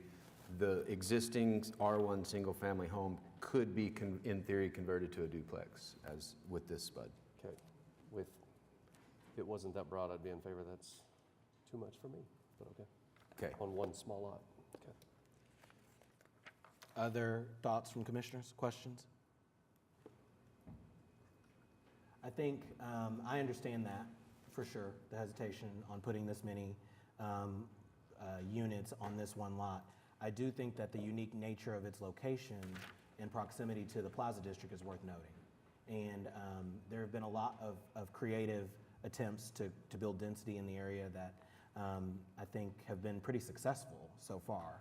And so because of the particular place where this is, I'm in support. Immediately across the street, there's also 4 quadplexes that are on the same size lot. But so that's why it's not as if it's all single family around there, and this is the one anomaly. That's just to note if it makes any difference. But that makes sense. Other questions from commissioners? Comments? I think we're just looking for a motion. I'm going to move approval of SPUD, move to recommend approval of SPUD 1634. And was there a TE that you? Yes, with the TEs, and I'll go ahead and read them into the record as written. Okay. With the addition of 3 TEs, number 1, in the event of new construction, east and west setbacks shall be a minimum of 3 feet or meet building code requirements, whichever is greater. Number 2, in the event the existing home is expanded, rebuilt, or converted to a 2-family residence, 2 parking spaces shall be required and shall be located behind the front building line of the primary structure on the site, in addition to required parking for the other dwelling units, which is addressed in the MDS. The 2 spaces for the primary structure may be configured as tandem spaces on a single car width drive. Number 3, in the event of new construction, the primary structure in this SPUD fronting Northwest 17th Street shall be a maximum height of 35 feet or 2.5 stories, and accessory structures to the rear of the primary structure shall be a maximum height of 25 feet or 2 stories. End. Anything else? Okay, the motion from Commissioner Govine is to recommend to City Council approval of SPUD 1634, subject to the technical evaluations as read into the record. That motion's been seconded by Commissioner Powers. Please cast your votes.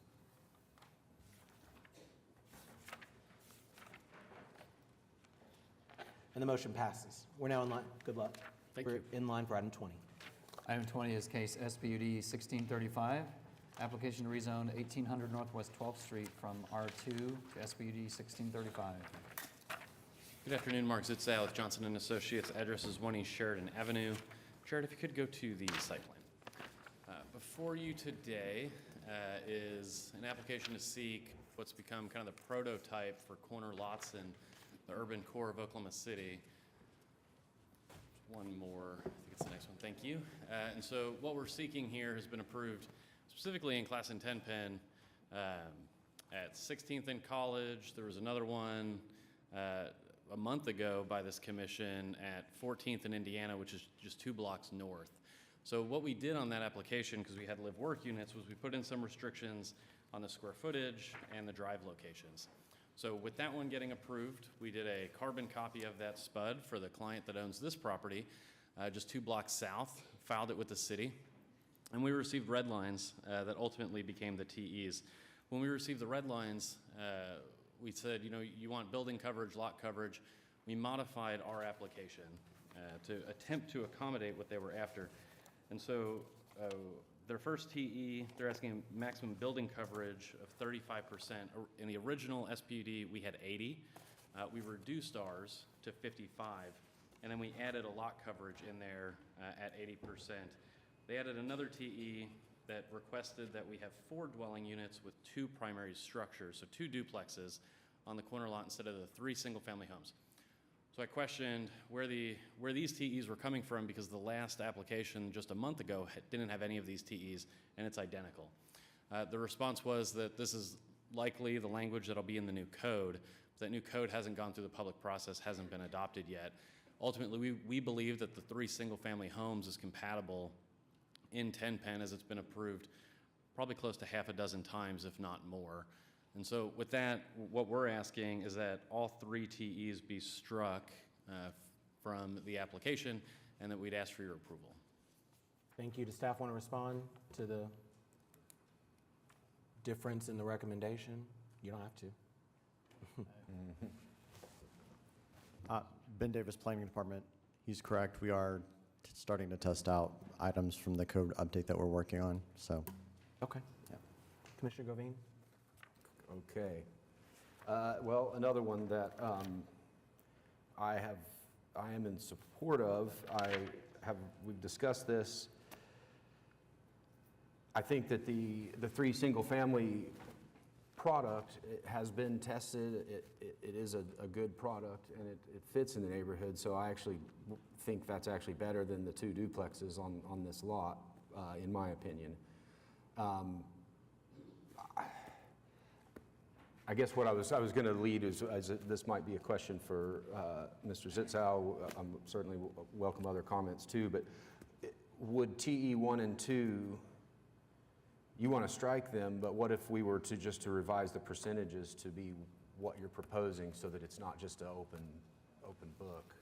No, that's a great question. It's actually in the SPUD already that we had modified too. Okay, so lot coverage and building coverage is baked in at the 55 and 80.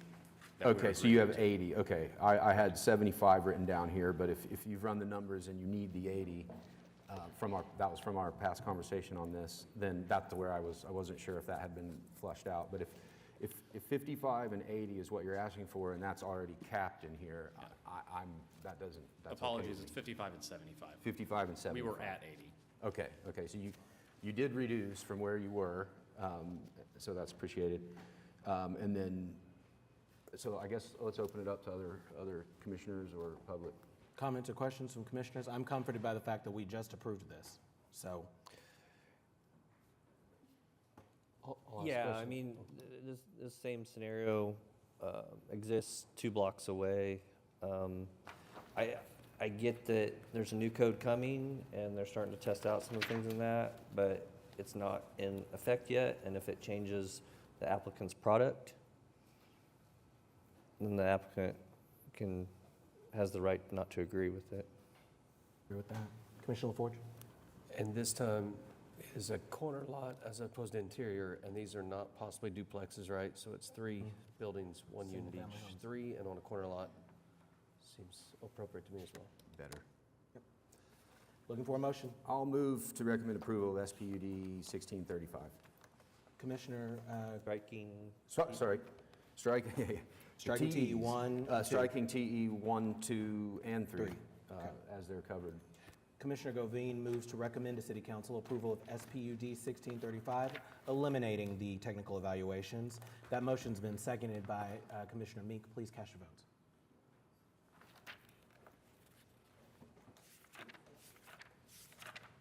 The motion passes. Thank you. Thank you. We're in line for item 21.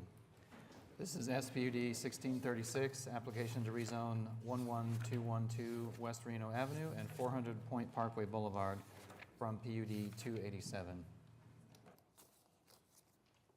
Charles Allen, Allen Engineering.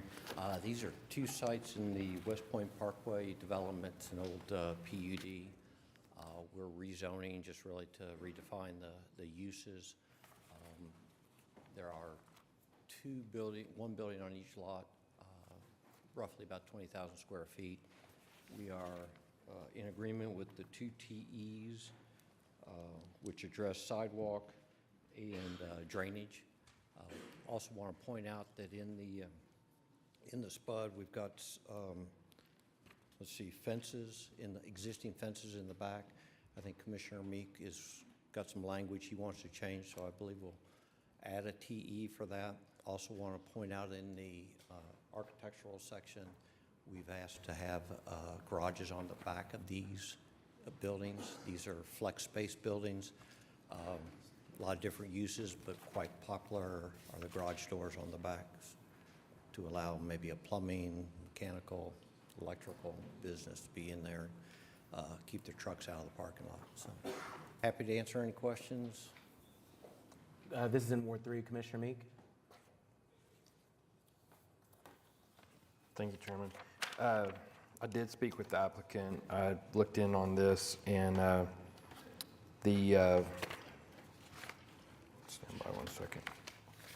The fence on the Point Parkway Boulevard is the apartments fence, and it does have a big barrier area, including their roadway, and they fence the outside of their property with a very nice brick column fence, but it is black vinyl chain link, so it does not meet the site-proof fence requirement, but I'm okay with that.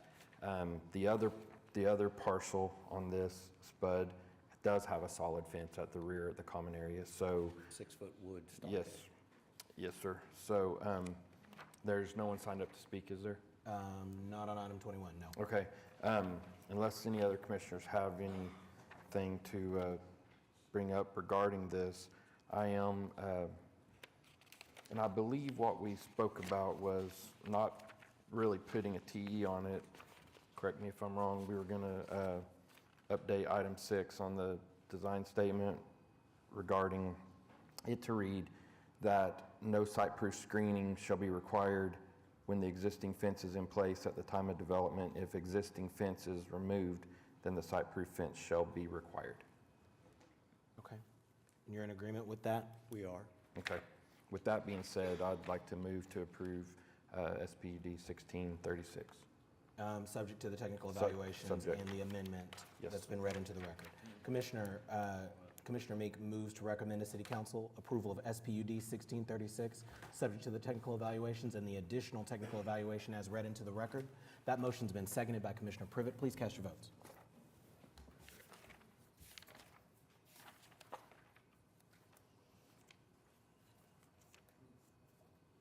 Thank you. And the motion passes.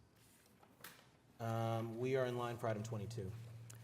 Item 22 is case PC 10932, recommendation on a proposed ordinance amending Article 16, sign regulations of Chapter 59 to create the Lake Hefner Parkway Scenic Corridor, which would prohibit the installation of billboards. Michael Philbrick, Senior Planner with the current Planning and Urban Design Division of Planning Department, 420 West Main. This ordinance amendment before you today is for the establishment of the Lake Hefner Parkway Scenic Corridor. This would be along both sides of Lake Hefner Parkway, Highway 74, between Northwest Expressway and Memorial Road. This will be the city's second scenic corridor after the downtown scenic highway area. which is existing currently in the downtown area around the Memorial and down to I-40 and out west to, I believe it goes out to Western, thereabouts. And it is, this new corridor is being established in accordance with the same criteria that the downtown scenic highway area was established with, and those criteria were reinforced with the recent adoption of the new sign code. These criteria are listed out as bullet points on the lower portion of page 1 of your staff report. Here they are. And just a overview of the boundaries. The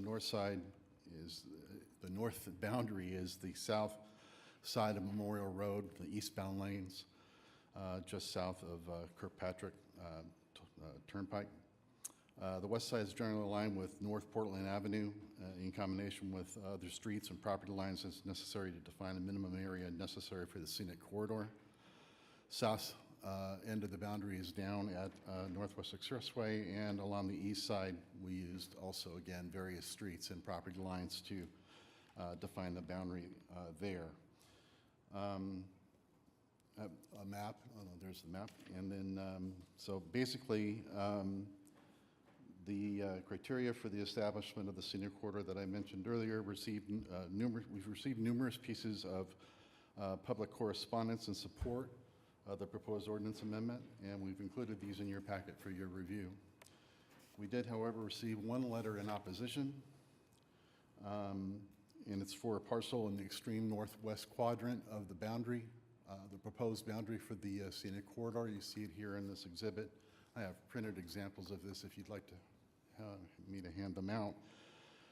But what we learned through dialogue with representatives of the property owner is that, one, the zoning at the current site does allow billboards, and two, the property owner has been actively pursuing permits for a billboard on the site.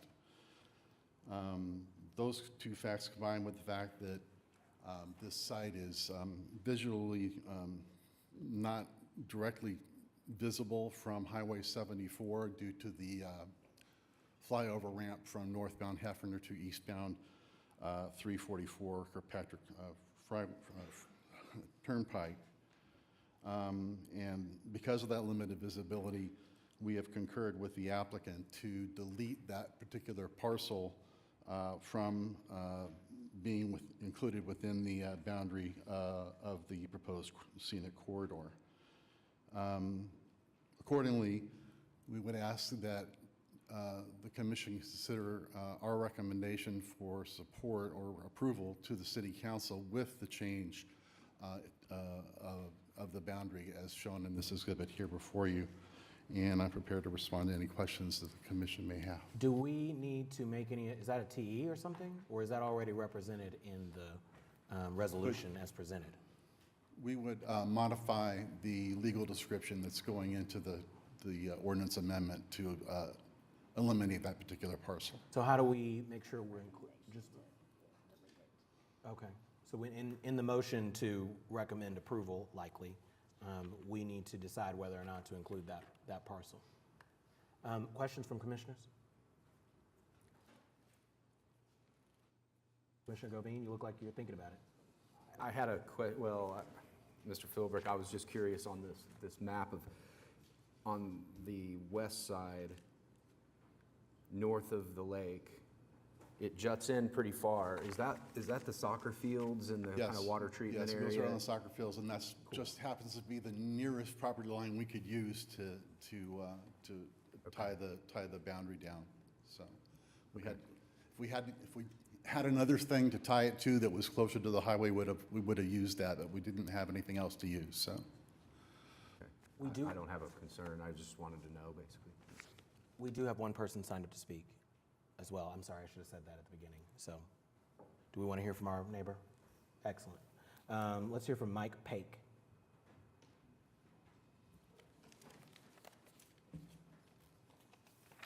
Thank you, Commissioners. I'll try to be brief. I moved here a couple years after statehood as a city planner, and I was the principal transportation planner for the city planning department back then, and I moved here for a variety of great reasons, but one of the things I did when I first became director of the then Transportation Divisions, I did a lot of work on what was called the West Bypass, and worked with ODOT and city staff, engineering and planning staff on the environmental impact statement for what we're calling the Hefner Parkway today. And it was an interesting environmental impact statement. There was a lot of sympathy for doing things right, a lot of organized groups that wanted it done right. And some of the outcomes were the duck ponds, one of you just mentioned, I think, Commissioner Govin, the soccer fields had to be relocated, and they were put in just a great location from where they were previously to provide for some drainage. And the environmental impact statement began to set a standard for what's now the Lake Hefner Parkway. Back then, when I first started working on the project, it was called the West Bypass. And I was a new planner, and I asked people on my staff and ODOT, why do you call this the West Bypass? Well, because it's on the west side of town. I said, not anymore, it's not. And Oklahoma City Development had, this is in the late 70s, early 80s, had already leapfrogged Lake Hefner, but nothing like it is today. But it remained the West Bypass. And so sometime after, I left city employment, and I became appointed to this planning commission. I served on this planning commission for 14 years. And while I was on the planning commission, there were a number of cases that came before us. We did some rezoning, and we cleaned up some property lines, and we worked with ODOT on getting the planning ready for construction for the West Bypass. We had a lot of neighborhood meetings. I was up and down that corridor, having neighborhood meetings with all the neighborhoods that are there, some statewide interest groups that were concerned about the lake. And a couple of things became clear. The neighbors and the neighborhoods did not want any commercial development along Lake Hefner. And what was left unsaid with that was bright signage and billboards. And the other thing is there was a fear of frontage roads. So this planning commission, kept a good counsel on the highway, the West Bypass, and did the things that you are now empowered to do, and we were back then, to keep those kinds of developments from the lake. ODOT did its part by removing all frontage roads to make that more of a guarantee that there wouldn't be any commercial development. The only exception is the wharf, which is still there today, and the then developer of the wharf was more than agreeable to not have any billboards or any lighted signing. It was emphatic, no, we don't want them. And they didn't, and you all been there. There's a ground sign there for the wharf, the only commercial development on the highway. Somewhere in the last few times that ODOT appeared before the Planning Commission, I think I was chair at the time, and there was a planning engineer who was a great fellow. His name was Monty Murphy. I don't think he's any longer with us. And Monty and I were talking about the docket item. And I said, Monty, why do we keep calling this the West Bypass? It's not a West Bypass. I said, we've done all this work. We've got duck ponds, we've got berms, we've got all sorts of other things. It was graded to be environmentally sensitive, built to not drain into the lake. I said, it's more like a parkway. And I'd been spending a lot of time in Washington, D.C., and I knew about the Rock Creek Parkway and the George Washington Parkway, carried huge amounts of traffic. And they're still a parkway. I just looked, the 2015 traffic counts on the Lake Hefner Parkway were 107,000 cars a day on a parkway. That's pretty darn good, and to still maintain it. So I made that comment. I won't take full credit for it, but I do remember it. And Monty Murphy went back, and the next time that ODOT appeared in this room, except you guys we were on that side of the room, you're on this side of the room. The next time ODOT appeared on the docket for the Planning Commission, guess what? It didn't say West Bypass. It said Lake Hefner Parkway was our agenda item. On it went, I called the item. No one ever questioned the name change, never came up, newspaper never picked up on it, and lo and behold, it's been the Lake Hefner Parkway ever since. So if you all want to take credit as planning commissioners, you're part and parcel of the Lake Hefner Parkway getting its name. But I'm here to commend everybody and all my successor planning commissions for protecting the parkway. And what you all are about to vote on today is the cherry on top of that hot fudge sundae. And you're going to be able to complete the job that we didn't quite foresee. And by removing the potential for billboards on the Lake Hefner Parkway, it'll continue to be the Lake Hefner Parkway. So I highly recommend that support for the vote. Questions? Thank you. Thank you, Mr. Paik. Hello. Hi. I forgot to sign up. I'm not supposed to let you speak. You know that. I Mr. will Box. You're sign here up if all I the must. time. I don't ever sign up. So, David Box, 522 Colcord Drive. Give us 1 minute. Go My ahead. client is who owns that notch. So I wanted to further explain. Not only do we have zoning in place that would allow a sign, our sign is intended to be read from Memorial, not the Parkway. So that is why we're seeking to remove ourselves. Gotcha. Thank you. I And you didn't will even take sign the full up minute. next time. Yeah, thank you. And you didn't even take the full minute. Thank you. Okay. So, questions from commissioners? I'm in full support, excluding this parcel, since that was negotiated with staff. I'm good with that. We just need a motion. I just wanted to clarify one thing. I mean, we're not voting on whether or not the zoning allows it or not, but you'll have to get permits to determine whether or not that's correct. Okay. And do we have a reading for what the TE needs to say? Just delete. The legal description would be as is in the ordinance document you have before you, with the addition at the very end to say, less and accept Lot 6, Block 2, Memorial Business Park. Okay. Good with that? Is everyone good with that? We just need a motion.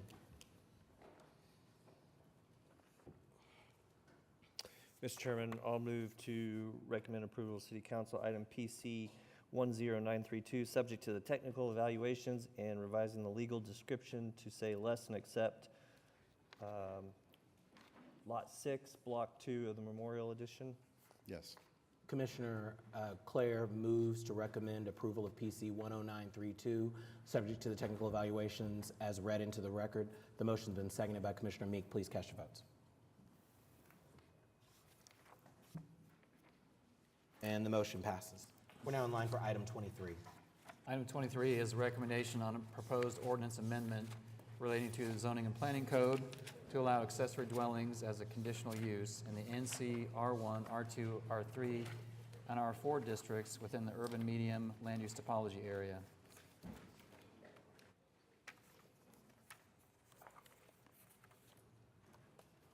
Yeah, good afternoon. Lisa Chronister, Assistant Planning Director. I have a short presentation. I'll recap what was presented at the May 9th introduction, and then I'll review some of the things we've heard from our continued outreach, and end with some proposed changes from staff that we think will address those concerns. So first, to recap, what are we trying to do here? The proposed ordinance would allow an accessory dwelling on a property if it meets certain conditions. Currently, accessory dwellings are not allowed in the city's existing residential zoning districts. Next. Accessory dwellings are not a new building type. They are a historic building form that exists all over the city, especially in the urban core. We don't know how many there are, but there are many. But since they are currently not allowed, legally expanding them or rehabilitating them requires a special zoning case such as SPUD. So why do we want to allow accessory dwellings? For several reasons, including the many benefits of them. Like I mentioned, we want to be able to accommodate existing nonconforming structures. They would expand housing capacity in traditional neighborhoods that are already served by services like roads, utilities, transit, schools, hospitals. Accessory dwellings can support home ownership by providing supplemental income. You heard a SPUD case just a few cases ago where the owner was seeking to add additional smaller dwellings to provide supplemental income during retirement. Improve social benefits, like accommodating multi-generational households who want to live close but not within the same dwelling, and the ability to age in place, such as perhaps older folks can move to the smaller one-story accessory dwelling, and their younger children can live in the larger multi-story dwelling. Next. So the ordinance that was introduced would allow one accessory dwelling if the property is located in the urban medium or urban high land use typology area. Those areas are shown in the tan and the dark brown, roughly from Northwest 63rd to Southwest 59th, and from I-35 to I-44. You would also have to be have a site that's zoned R1, or that is a single-family structure located in a property zoned NC, R2, R3, or R4. And again, only one accessory dwelling would be allowed per lot. As drafted and presented on May 9th, property zoned HP was not included in the sites that would be allowed to have accessory dwellings. Properties that are zoned HL, historic landmark, they would be affected because they have underlying zoning of R1, R2, R3, and NC. So again, back to why do we want to allow accessory dwellings? There is a lot of support for them in past studies, in reports, including the city's comprehensive plan, Plan OKC, which all of these studies encourage the city to update zoning regulations to allow for accessory dwellings. One of those was the 2022 survey we did as part of the code update, where we asked in the survey if it was okay for the house next to people to have a freestanding smaller dwelling in the backyard, and 85% of respondents out of several hundred respondents said it would be okay. Another survey was done as part of the housing affordability study in 2022, where 65% of respondents in the area of the urban medium voiced support. In April of this year, we released a draft of the ordinance to gather more input from the public, and the response was overwhelmingly positive and in line with previous survey results. The release of the draft ordinance was publicized in press releases and on City of Oklahoma City social media channels. There were many comments, the vast majority of which were favorable. Next.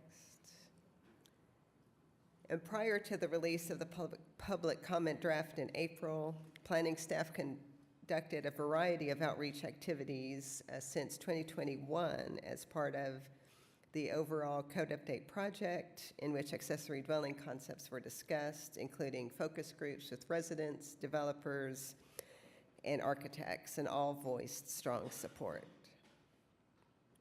At the May 9th Planning Commission meeting, staff was asked to conduct additional outreach with the residents living in historic districts. So we have held, since that date, we've held 6 meetings. The one on June 4th was by Zoom. June 13th was by Zoom. The others were in person. And in these meetings over the past month and through various social media and email comments, there were 3 primary concerns that we heard repeatedly. One, that neighborhood streets were already too crowded with cars. 2, residents worried that accessory dwellings would lead to an increase in home sharing. And other residents just were not interested in having this housing type in their neighborhood without any suggestions of what might make them more compatible. So to address these concerns, first, for home sharing, this is late-breaking news. The City Council agenda will be published tomorrow, and home sharing and updates to the existing home sharing regulations will be introduced at City Council at Tuesday's meeting. Planning has been working with Municipal Counselor's Office, code enforcement, and stakeholders on all sides of the issue to come up with some mutually agreeable improvements. So 4 of those to address concerns are to establish a maximum concentration of non-owner occupied home shares of 10% per block, a maximum overnight occupancy of 16. Again, that's for non-owner occupied home shares. It would also include an off-street parking requirement. Right now, the parking requirement is often specified as part of the special exception process, but we're going to include a formula and also embed a requirement for a 2-night minimum stay. One thing the accessory dwellings ordinance has proposed would do to address this is that the proposed ordinance requires accessory dwellings to be addressed separately from the primary dwelling. And because it's addressed separately, that is what it would trigger the special exception process, because it won't be owner occupied because it's in a distinct dwelling. So the special exception process, that's what would initiate a public notice and a public meeting requirement. Next, on parking, we are proposing, and I have some handouts that I'll distribute after I speak, to modify the parking section since we proposed it on May 9th. On May 9th, we were not requiring parking unless the street was 26 feet or less in width. But we propose to change that to require parking unless one of 3 things is met. 1, that the street width is greater than 26 feet, or if the size of the accessory dwelling is less than 600 feet, and if the site is located within 1/8 of a mile of existing planned or funded transit stops, trails, bike routes, shared route bike facilities. And we also want to specify that garage parking spaces count toward required parking because they don't in our base code right now. In the last several weeks, as we've gone through the ordinance and gotten various comments from various parties, we've noted some other changes. One related just to the wording of definitions to make things clear. In the May 9th version, we had different thresholds for the maximum size of an accessory dwelling based on the lot size. After talking with various folks, we proposed to make that just a straight 10% across the board. We think that will alleviate some concerns about the size of the dwelling and make it easier to interpret. We had always included neighborhood conservation districts in the list of zoning districts that could have accessory dwellings, but we had forgotten to insert the actual use table, so that would get inserted. And then some questions came up about the difference in height between an attached accessory dwelling and a detached accessory dwelling, so we want to better address that. And with that, I'll answer any questions. Okay, Lisa, have you distributed the? I will. Okay. I think it's important to note that the commission also has not received those modifications either. So in any of our review or conversations that we have, I did have a brief conversation with the planning director prior to this meeting that at least gave me some information about what was going to be proposed with this. So I do want to give that warning, and I'm appreciative of that opportunity. But I do think it's important for us to recognize that we haven't all seen it. And I know this is an area of serious public concern. That's why we have so many of our neighbors who are here. So I think we should keep in mind that we have not seen this language, and maybe we need more time to review that additional language before we move forward. That is, of course, the commission's decision. My thoughts on this still remain this. I am strongly in support of ADUs, but I am also strongly in support of ensuring that whatever ordinance we pass is one that will respect the character of our neighborhoods and one that addresses these very serious concerns regarding parking and home sharing, et cetera. I believe that there is a way for us to reach a compromise that addresses the concerns that neighbors have and allows us the opportunity to have ADUs. So I'm going to remain hopeful that no matter what happens, no matter how this debate goes, that we are going to find a way to get it done. And I think we can. So I'm open to hearing from commissioners about, do we want to, I think it probably would be beneficial to hear from at least some of our neighbors, but in light of the fact that we've just received really new information that was not noticed, then we might want to consider a continuance for that reason. So, thoughts from commissioners?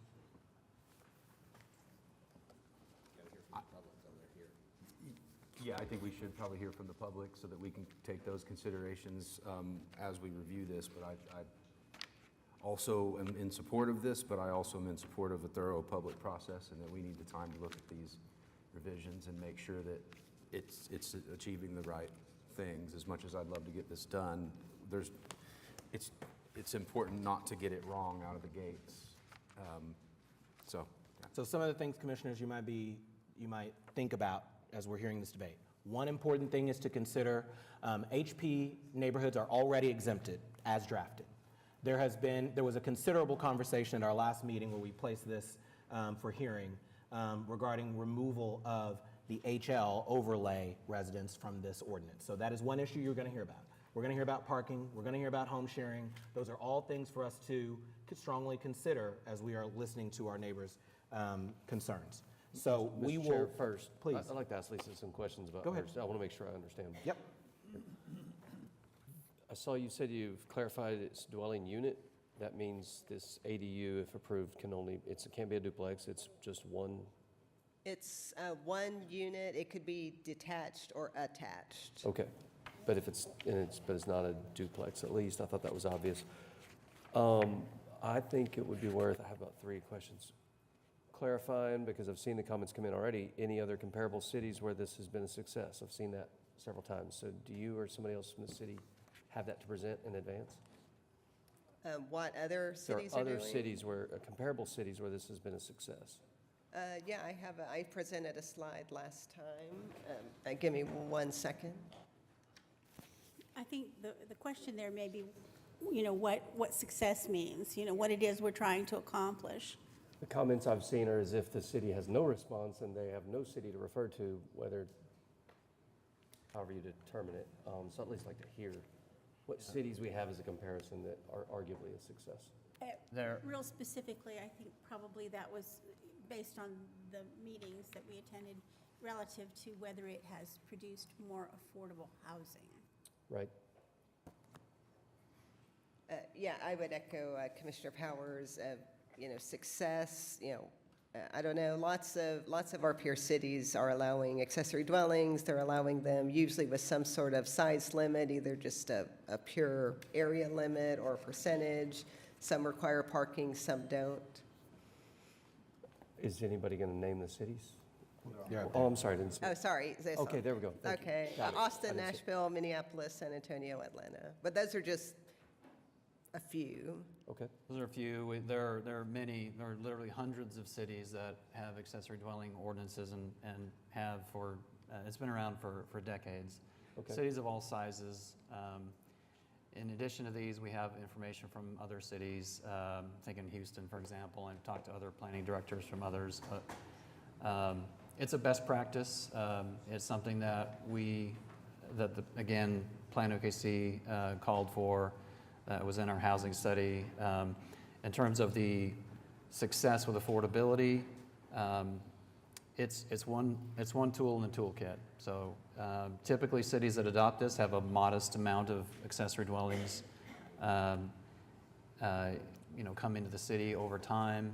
And so it's certainly not going to be a panacea for affordable housing, but it's one tool that helps. And it also means that kind of fears of overtaking a neighborhood of accessory dwellings, really haven't seen that in other cities. It's something, because of the logistics of actually developing an accessory dwelling, it costs some money, and you have to have a site that's right, and there are several things that have to come into place before you can actually make one happen. So it's not something that overtakes communities. It just, like I said, is one tool in the toolkit. Okay, thanks. I've got just 2 or 3 more that I want to make sure we're clear on before we start. You mentioned, I saw something about a modification of a 2-night minimum.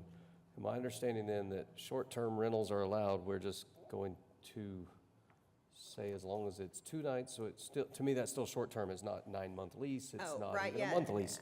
We're going to allow them as long as they're 2 nights or more, which, is that right? Yes and no. The current home sharing regulation defines home sharing as a property that's leased for 30 days or less. And in the proposed changes, we want to add a 2-night minimum. So a 2-night minimum stay, but no more than 30 days. Commissioner LaForge, I think it's also important for us to keep in mind these are 2 distinct things. So one issue is the home sharing, the amendment to the home sharing ordinance that's addressing your concerns about the 2-night minimum.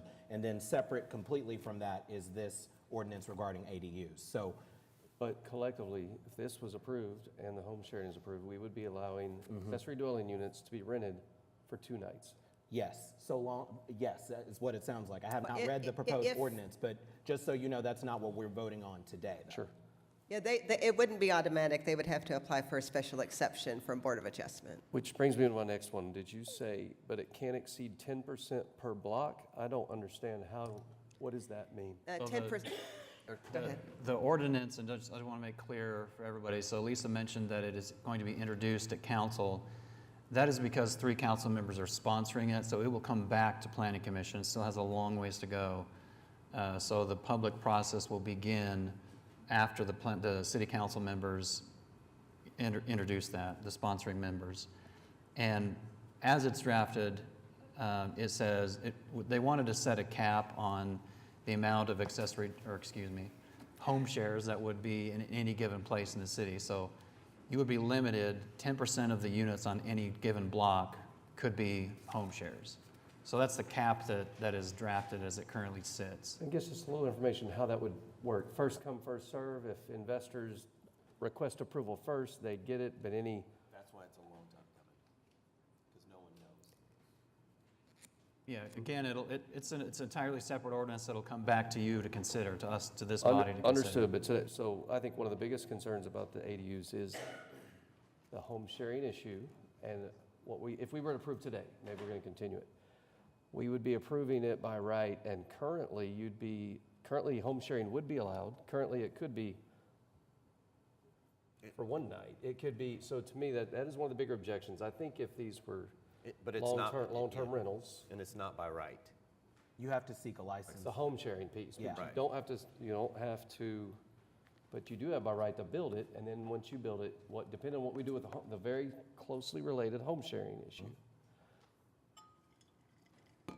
I am hesitant to approve this before I know what is going to be resolved on a home sharing issue, because I believe that is one of the biggest concerns on the permission to have an accessory dwelling unit in the first place, is what is going to happen when the next shoe drops. What are we going to do on home sharing, short-term rentals? I believe that's one of the bigger objections, and it's hard to now determine on the ADU issue if we don't know that issue yet. Now, we haven't seen the specifics, to your point. Right. It was a highly summarized version Right. of what the ordinance will say. Right, okay. That's all, thanks. Any other questions from commissioners? Or we can hear from our neighbors. I do think Commissioner LaForge's point is well taken. I mean, we've received sort of 2 packages of information here today. One with respect to recommendations that they're making as to changes for what we are voting on, and ones that would relate to the, I call them short-term rentals, but home sharing. So, which hasn't even been introduced yet, so, I mean, Okay. Any other questions, commissioners? All right, we'll begin with hearing from our neighbors. We'll start with Senator Kay Floyd. Please give us your name and address for the record. You have 5 minutes to address the commission.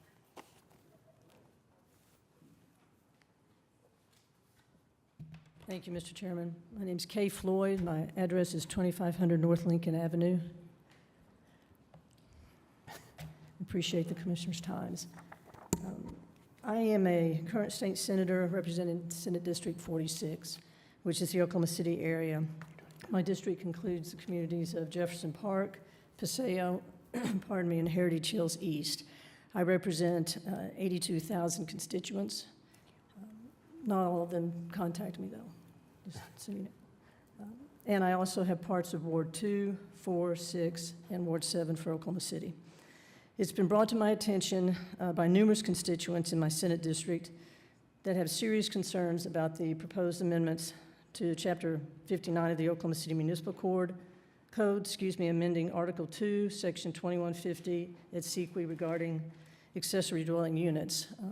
I now anticipate there are going to be even more questions about the amendments that were added today. I did not hear a lot of those amendments that I think I'm going to have positive feedback on.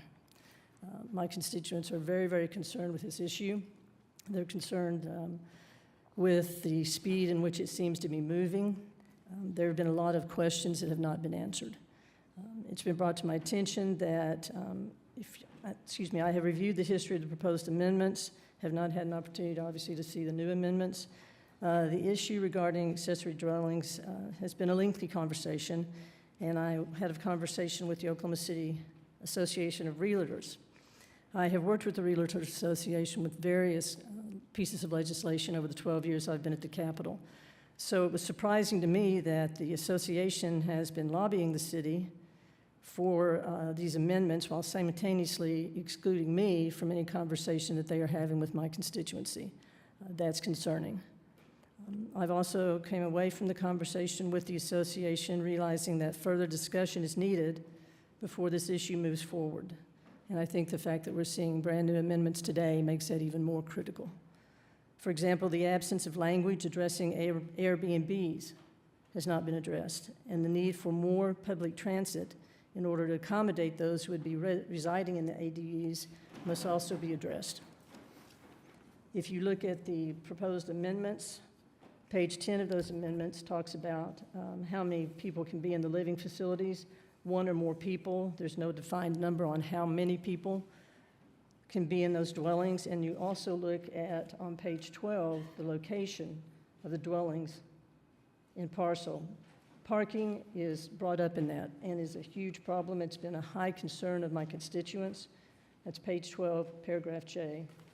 And the language acknowledges that there can be ADUs where only parking will be on the street. If you go to page 13, paragraph K, you will see that there will be a prohibition for no new parking space shall be allowed in front of the principal dwelling. That's going to be even more limiting to parking that will be available. With the above issues currently unresolved with the new amendments added just today, I would respectfully request that the agenda item be tabled to a date in the future after both the commission and all of the stakeholders have had an opportunity to discuss and resolve some of these issues. To go forward with language allowing for ADUs without first addressing all of these issues, as well as the other issues brought to my attention, I believe would be imprudent. I thank you for your attention to this matter, and I'm happy to meet with any and all of you at any time to discuss ways we can work together to benefit all the stakeholders on this issue. Thank you. Thank you. I stand for...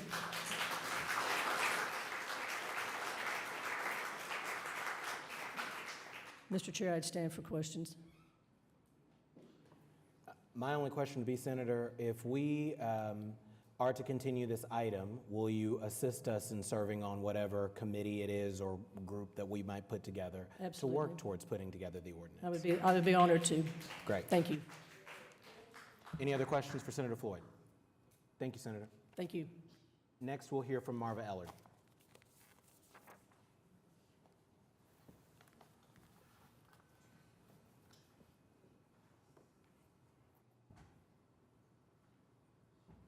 Marva Ellard, 1521 North Chartel Avenue, and thank you for letting me follow Kay. That's not the best spot to be sometimes. So,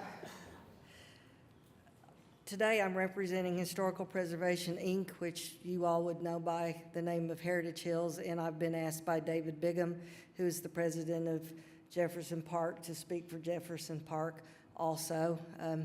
I think we're all a little taken aback by the amendments proposed today or the discussion of new items. I am appreciative to Commissioner LaForge's comments about short-term stays.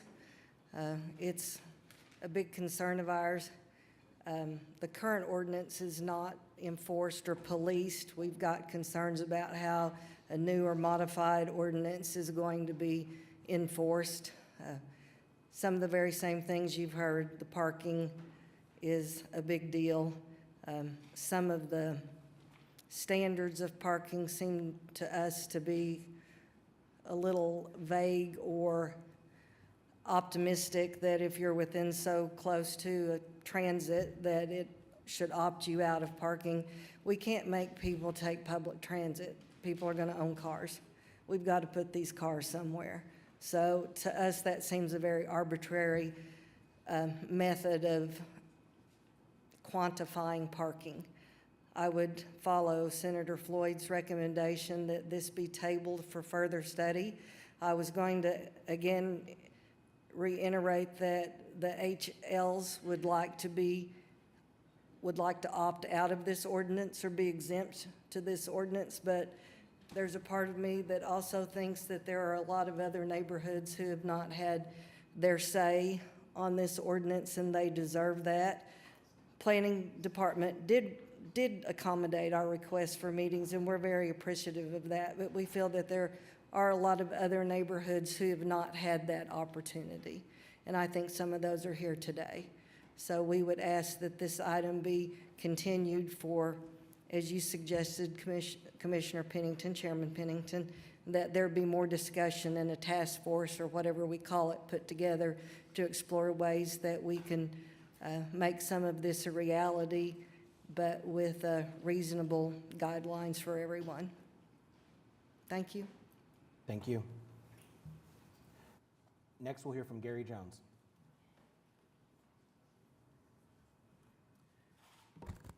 Gary Jones, 3131 Northwest Expressway. I am here on behalf of the Oklahoma City Metropolitan Association of Realtors. There are many of us that are in this room.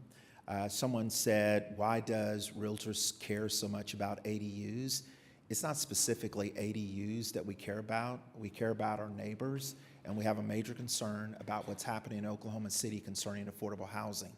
Our national association about 5 years ago started to look at addressing the housing needs that we face across our country. And what they realize is that if we are to address the needs of families who could no longer afford a home or who could no longer rent a home in a place where they wanted to live, then we needed to get really serious about what policies we put in place. So they looked at a whole continuum of policies that communities could adopt in order to address those issues. And one of those were ADUs. Based on national research that they were doing across the country, they found that ADUs could be a creative, innovative way in order to provide affordable housing. Because the great thing about ADUs, unlike trying to build a new affordable house or complex, the land is free. So what you're really having to pay for is what type of structure is going to be built on that property. We saw that as a great opportunity. Thanks to the city staff, we were involved, like many other entities, in the affordable housing study that was conducted several years ago.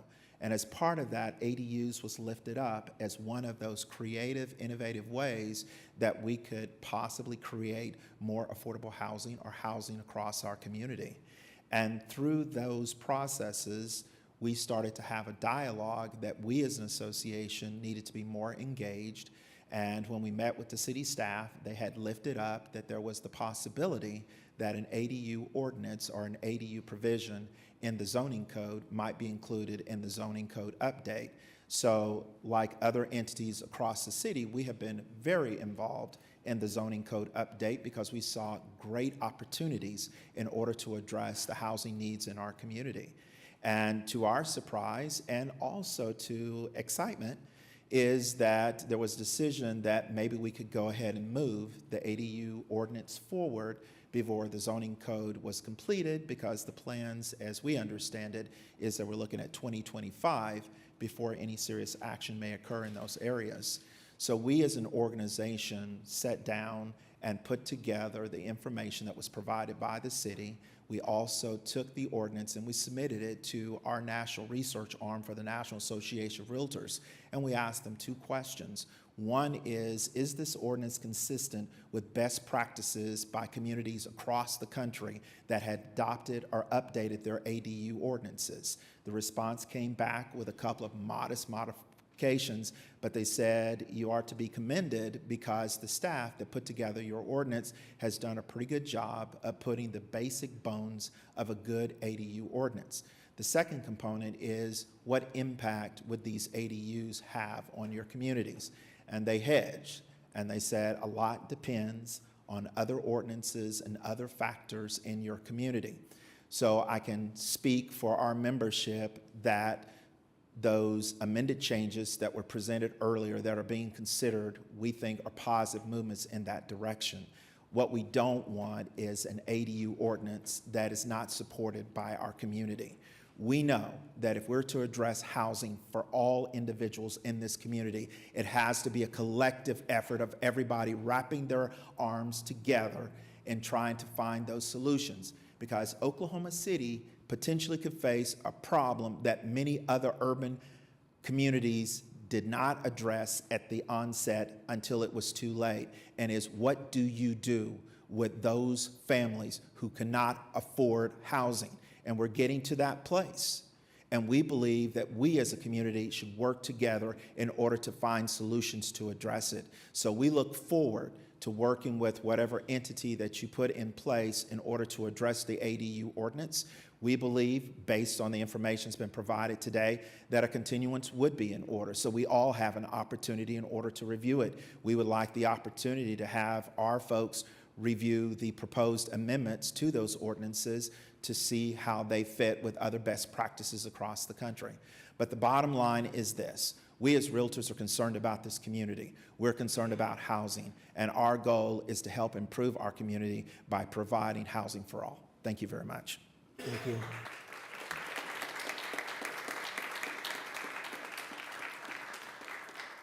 Next, we'll hear from Glenn Cosper.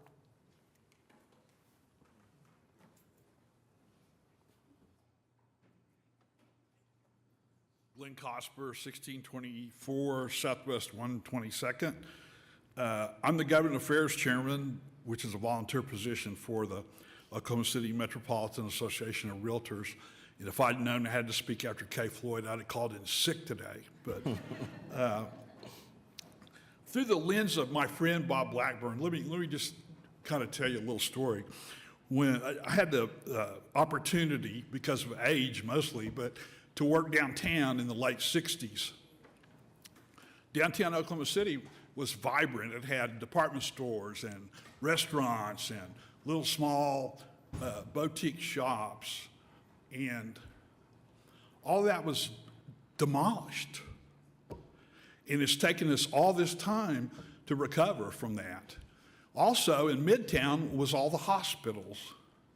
And a lot of our employment was all downtown and in Midtown. Now it's spread out all over your wards. And we've got a different town, and we've got a different opportunity in a different time.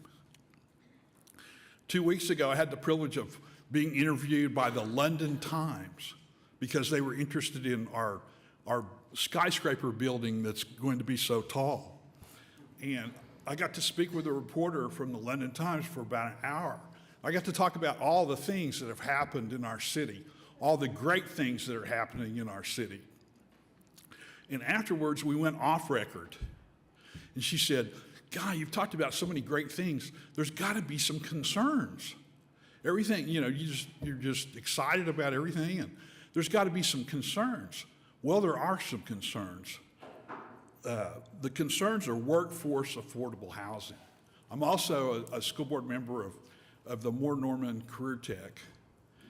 The workforce affordable housing in our city is just not there. And it's diminished. It hasn't gained, it's diminished. The workforce cannot go out and pay $250,000 and $300,000 in these new developments for housing. Who are the people that are going to be our healthcare workers, our hospitality workers, the people that change the tires on our cars? They need to be spread out all over the city in your wards. They need to have housing. We were sitting here today. You approved one in the Plaza District. The Plaza District needs workers.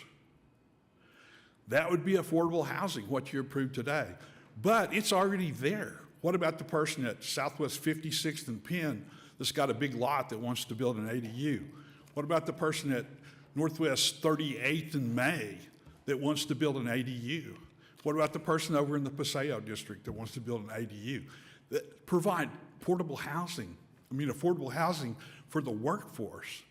That's what we're looking for. And our organization is glad to work with anybody here to make that happen. Because our constituents are the ones that own the properties out there where affordable housing can be built. So I ask you to look at it from the whole scope of the city, in that whole area that we're looking at, to make this workforce affordable housing happen. So no matter what happens today, we need a viable solution for this needed housing in our city. Thank you. Thank you.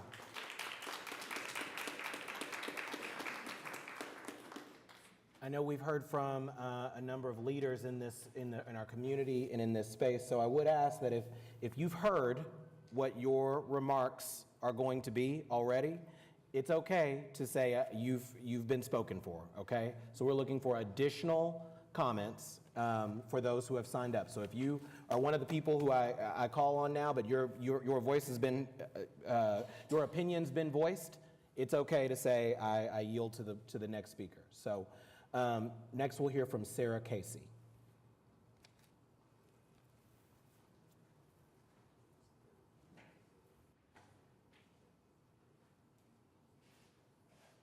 Afternoon. I'm Sarah Casey. I am the policy chairman for government affairs in Oakmore. And I wanted to go away from what you'll continue to hear, I'm sure, with this. ADUs are not new to the city. They were in zoning code originally, and they were removed, which allowed for them to be built to begin with to satisfy a then housing issue. Largely for military at the time and workforce housing with their return from war. Now it needs to be put back in for additional housing, of course, but I want to point out here that we are following a national trend. This is not new. I do want to point out that saying that it makes homes more affordable is not something that we're just throwing out there. In fact, HUD has issued last October ordinances that would allow for the incorporation of up to 75% of rental income inside of mortgage value to offset those, and percentages along that way to also do new construction to have a home with an ADU built. I'm going to reiterate again what I did at this introduction, that without the zoning code including these terms, people trying to remedy issues with these buildings are responding to a non-conforming structure. And while I understand there's plenty of middle ground to address issues of parking and things like that, it is also providing an opportunity for a homeowner to see to the proper maintenance of their existing structures or the ability to build new ones if they wish to contribute to the overall affordable housing crisis in a positive way. Thank you. Thank you. Next, we'll hear from Peter Fulmer.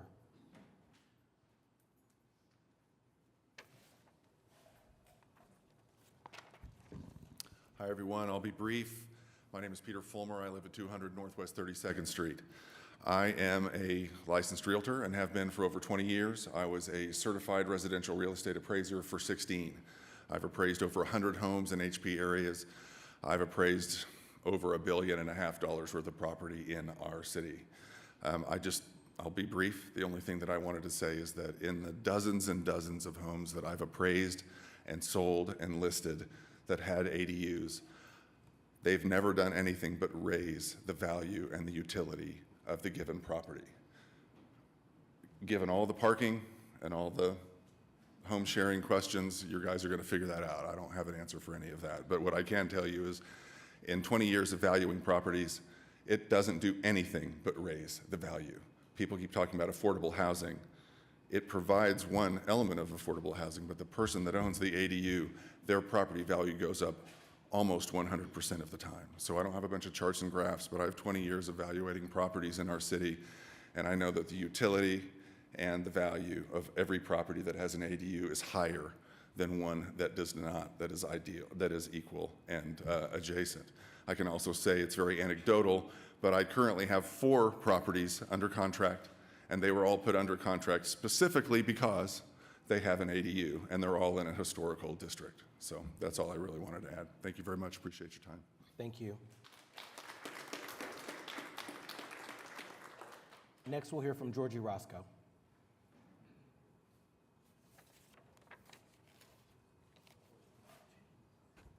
Georgie Roscoe, 2206 Northwest 17th Street. Many of you recognize me from Neighborhood Alliance, but I have retired from there. So I am speaking today just as a resident from the wonderful Las Vegas neighborhood. I live in a 100-year-old home. It turns 100 this year. I do have an ADU in my backyard. We've never used it as anything other than storage and for family members to stay in when they come from out of town. I did a little research on my block, and we have 12 homes on our street, and 7 of them have ADUs. None of them use them for any kind of rental. None of them are Airbnbs, but all of them are used for either exactly what we do, for either storage or for out-of-town guests, and none of them ever want to rent them either when I ask them that as well. So just a little bit of information for just my street as well. I don't know that there will be a whole lot of people that want to run out and use their existing ADUs for rental or even build them for rental. There may or may not be. I just don't get that feel from my section of the core that that's what we want to do necessarily. If so, great. I do know that we do have a real need for affordable rental at that level so that we can ease the level of affordable rental on the top level, which will then ease the level of being able to get some people out into the market to buy some affordable homes at the bottom level. My question mainly, I don't have a problem with the ordinance per se. I think there definitely needs to be some work.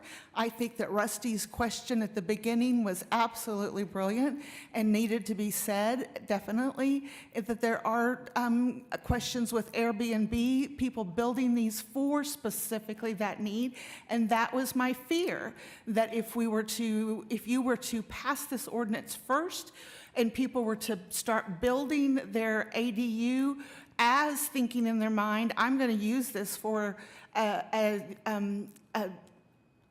Airbnb, then suddenly you pass the Airbnb ordinance and they don't get the first of their 10%, and then now they're stuck and they're going to be really mad at the city. I think those two have to work hand in hand in order for our residents to really be satisfied. My biggest question, I think, will necessarily have to be with Lisa. But before I say that, I really want to compliment the city staff.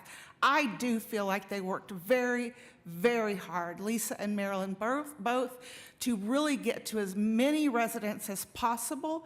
I feel like they worked hard to work in as many of the comments that came, the suggestions that came from residents, even on Nextdoor, to work those anything conceivably possible into the ordinance that residents recommended, and I applaud them for that. They really worked hard at putting in recommendations into the ordinance.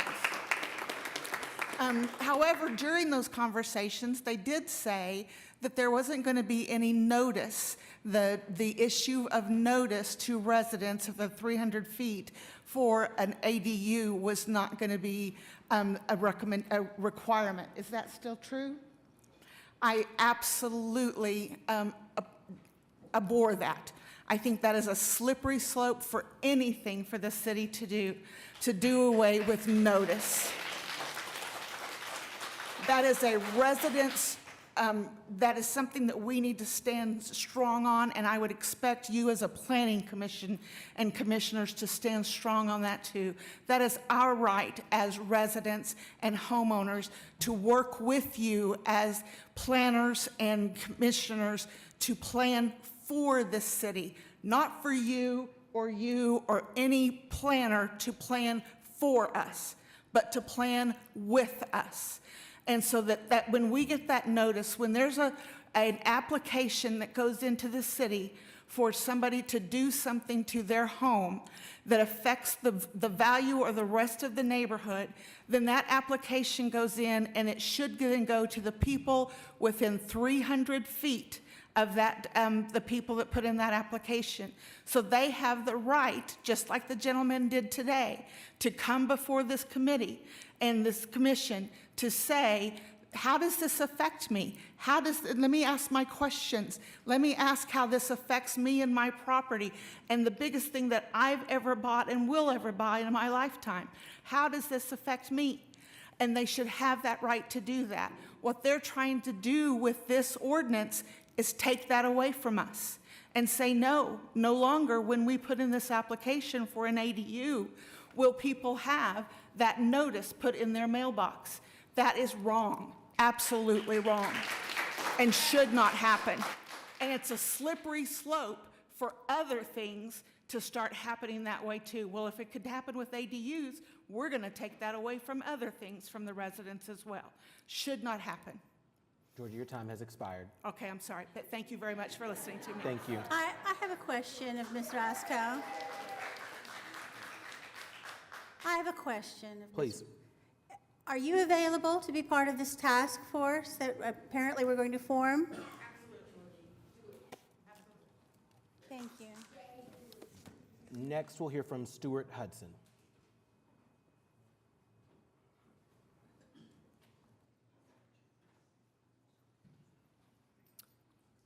Commissioners, good afternoon. My name is Stuart Hudson. I live at 825 Northwest 15th Street in Oklahoma City. While I live in Heritage Hills neighborhood, I do not speak on behalf of the neighborhood or its nonprofit entity, Historical Preservation, Inc. Thank you to the Planning Commission for providing the opportunity for public comment. My background is in law and specifically affordable housing regulatory law, and I studied community development and affordable housing in law school. I've worked in clinics dedicated to helping tenants cooperatively purchase and own their own apartment buildings. I've helped those tenants secure financing to rehab their buildings, creating safe and affordable housing in gentrifying neighborhoods. Maybe more importantly to me personally, I've lived in and enjoyed and benefited from those mixed income gentrifying neighborhoods. The neighbors on my block were single mothers who held Section 8 vouchers and millionaires who lived next door to them. Sometime after we moved from that neighborhood, so did they. The neighborhood's average home price rose, and rented townhouses became million-dollar homes. This is the nature of our housing market when coupled with a history of racial and economic segregation as public policy. The history was fully elaborated in Richard Rothstein's eloquent 2017 book, The Color of Law. One can read The Color of Law as a battle of forces, NIMBYs, governments, realtors, lawyers, good and bad. But I prefer to look at it in terms of power and security. In a capitalist housing market, power and security usually means money, and in that light, I offer the thoughts below. Karen Chappell is a professor of city and regional planning at the University of California in Berkeley. She has authored several studies looking at pre-pandemic data on the role of ADUs in creating affordable housing within cities. If you search for ADUs and affordable housing, you'll find articles and news pieces that reference her studies as justification for the use of ADUs as a means to create flexibility and in some cases affordability. The majority of her work that I've read looks primarily at California and the Pacific Northwest. This area is the front line of ADU creation due to two primary factors: lack of affordable or available housing stock, and a construction cost to rent revenue ratio that allows ADUs to be rented at rates at or below market. In California and the Pacific Northwest, as Professor Chappell notes, rents are so high and construction costs are sufficiently low that the ADU rents can be at or below market, doing their bit to ease the strain of availability and hopefully reducing the average rent across a city to help create economically integrated cities. Item 23 before you raises an important question for the Commission and for our city. Does the construction cost to rent revenue ratio work in the same way in Oklahoma City post-pandemic as it did in California and the Pacific Northwest in the 2010s? During and since pandemic, construction and labor materials costs have risen considerably. In helping to assess this issue for Heritage Hills, there's a quick survey of contractors taken who estimated that a 500 square foot ADU with utilities and permits would cost in excess of $100,000 or $200 per square foot to construct. Looking through Professor Chappell's data and accounting for geographic differences and post-pandemic cost increases, that estimate seems accurate, if not low. A common rule of thumb for determining the monthly rent for a structure is 1% of its value, which allows for cost and profit to the owner. If our numbers are correct, that puts rent for a 500 square foot Oklahoma City ADU at roughly $1,000 a month, or $2 per square foot. A Google survey of rents in Oklahoma City area shows the average rent for a 38% bigger, or 690 square foot apartment to be $890 a month, or $29 per square foot. Various sites estimate between $1.16 to $1.70 per square foot, with most coming in around $1.16 or $1.30 per square foot, depending on location, quality, and amenities. The average person building a clean, safe, permitted ADU with utilities would have to build their ADU for, at most, $65,000 to reach current average OKC market rate rents. Continuing the line of logic further, if someone builds and owns a safe, reliable ADU, it doesn't seem like a hard decision between renting it out monthly for $650 or turning it into an Airbnb, which could garner between $80 and $140 a night. In a market like OKC, which has a nearly 50% occupancy rate for such short-term stay rentals, that will result in either a decision between either $650 a month renting to a long-term resident or $1,400 a month renting to tourists. Over a year, that looks like either $7,800 per month renting to residents or $16,800 renting to tourists. Beyond the slightly tedious talk of research, square footage numbers, and the like lies my concern. Is Oklahoma City a market where the cost of construction is sufficiently high and market rents are sufficiently low that ADUs, while potentially increasing supply, also have the effect of increasing property values and average rent? Mr. Hudson, your time's expired, but go ahead and finish your last sentence. Okay.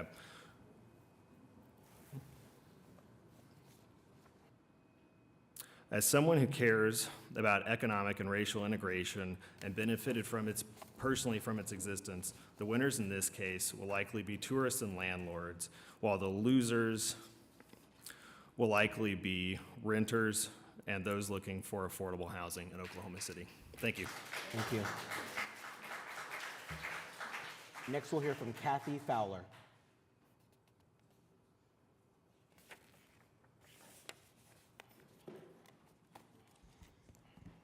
Good afternoon. My name is Kathy Fowler. I live at 16100 Brenner Pass. I'm in Ward 8, and I would like to start by commending you, Commissioner Pennington, for running a really well-run meeting. I have sat in meetings at the state, local, and national levels, and you're outstanding. Oh, thank you. I am a Realtor, but I also want to come at this with a little bit different perspective.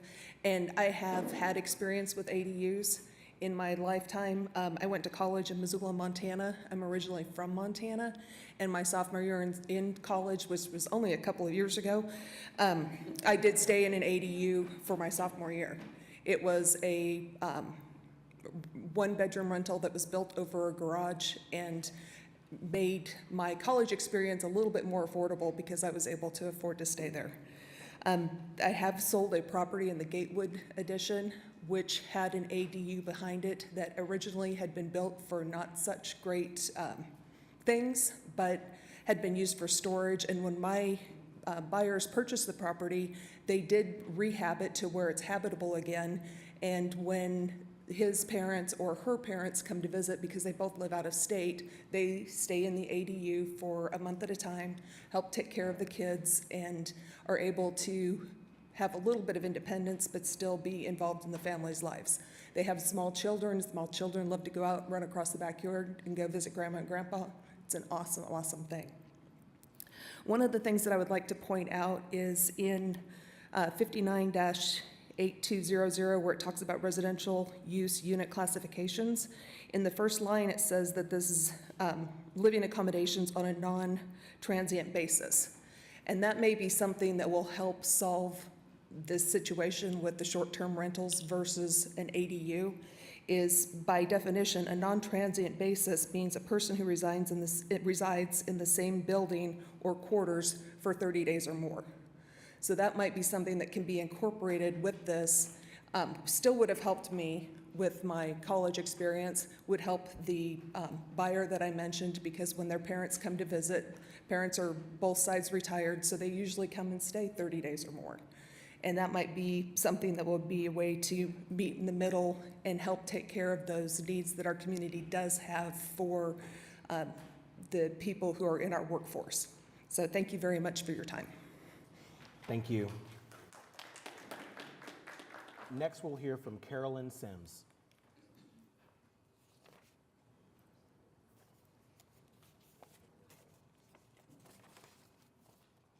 I'm Carolyn Sims, 4713 Hemlock Lane in Ward 8. I'm the past president of the Oklahoma City Metropolitan Association of Realtors. As a realtor, right now I'm looking for places where people can bring their parents to live. There was one client at about 47th and Classen. He wanted to build an ADU for her mother to live in. Unfortunately, under current code, she cannot do that.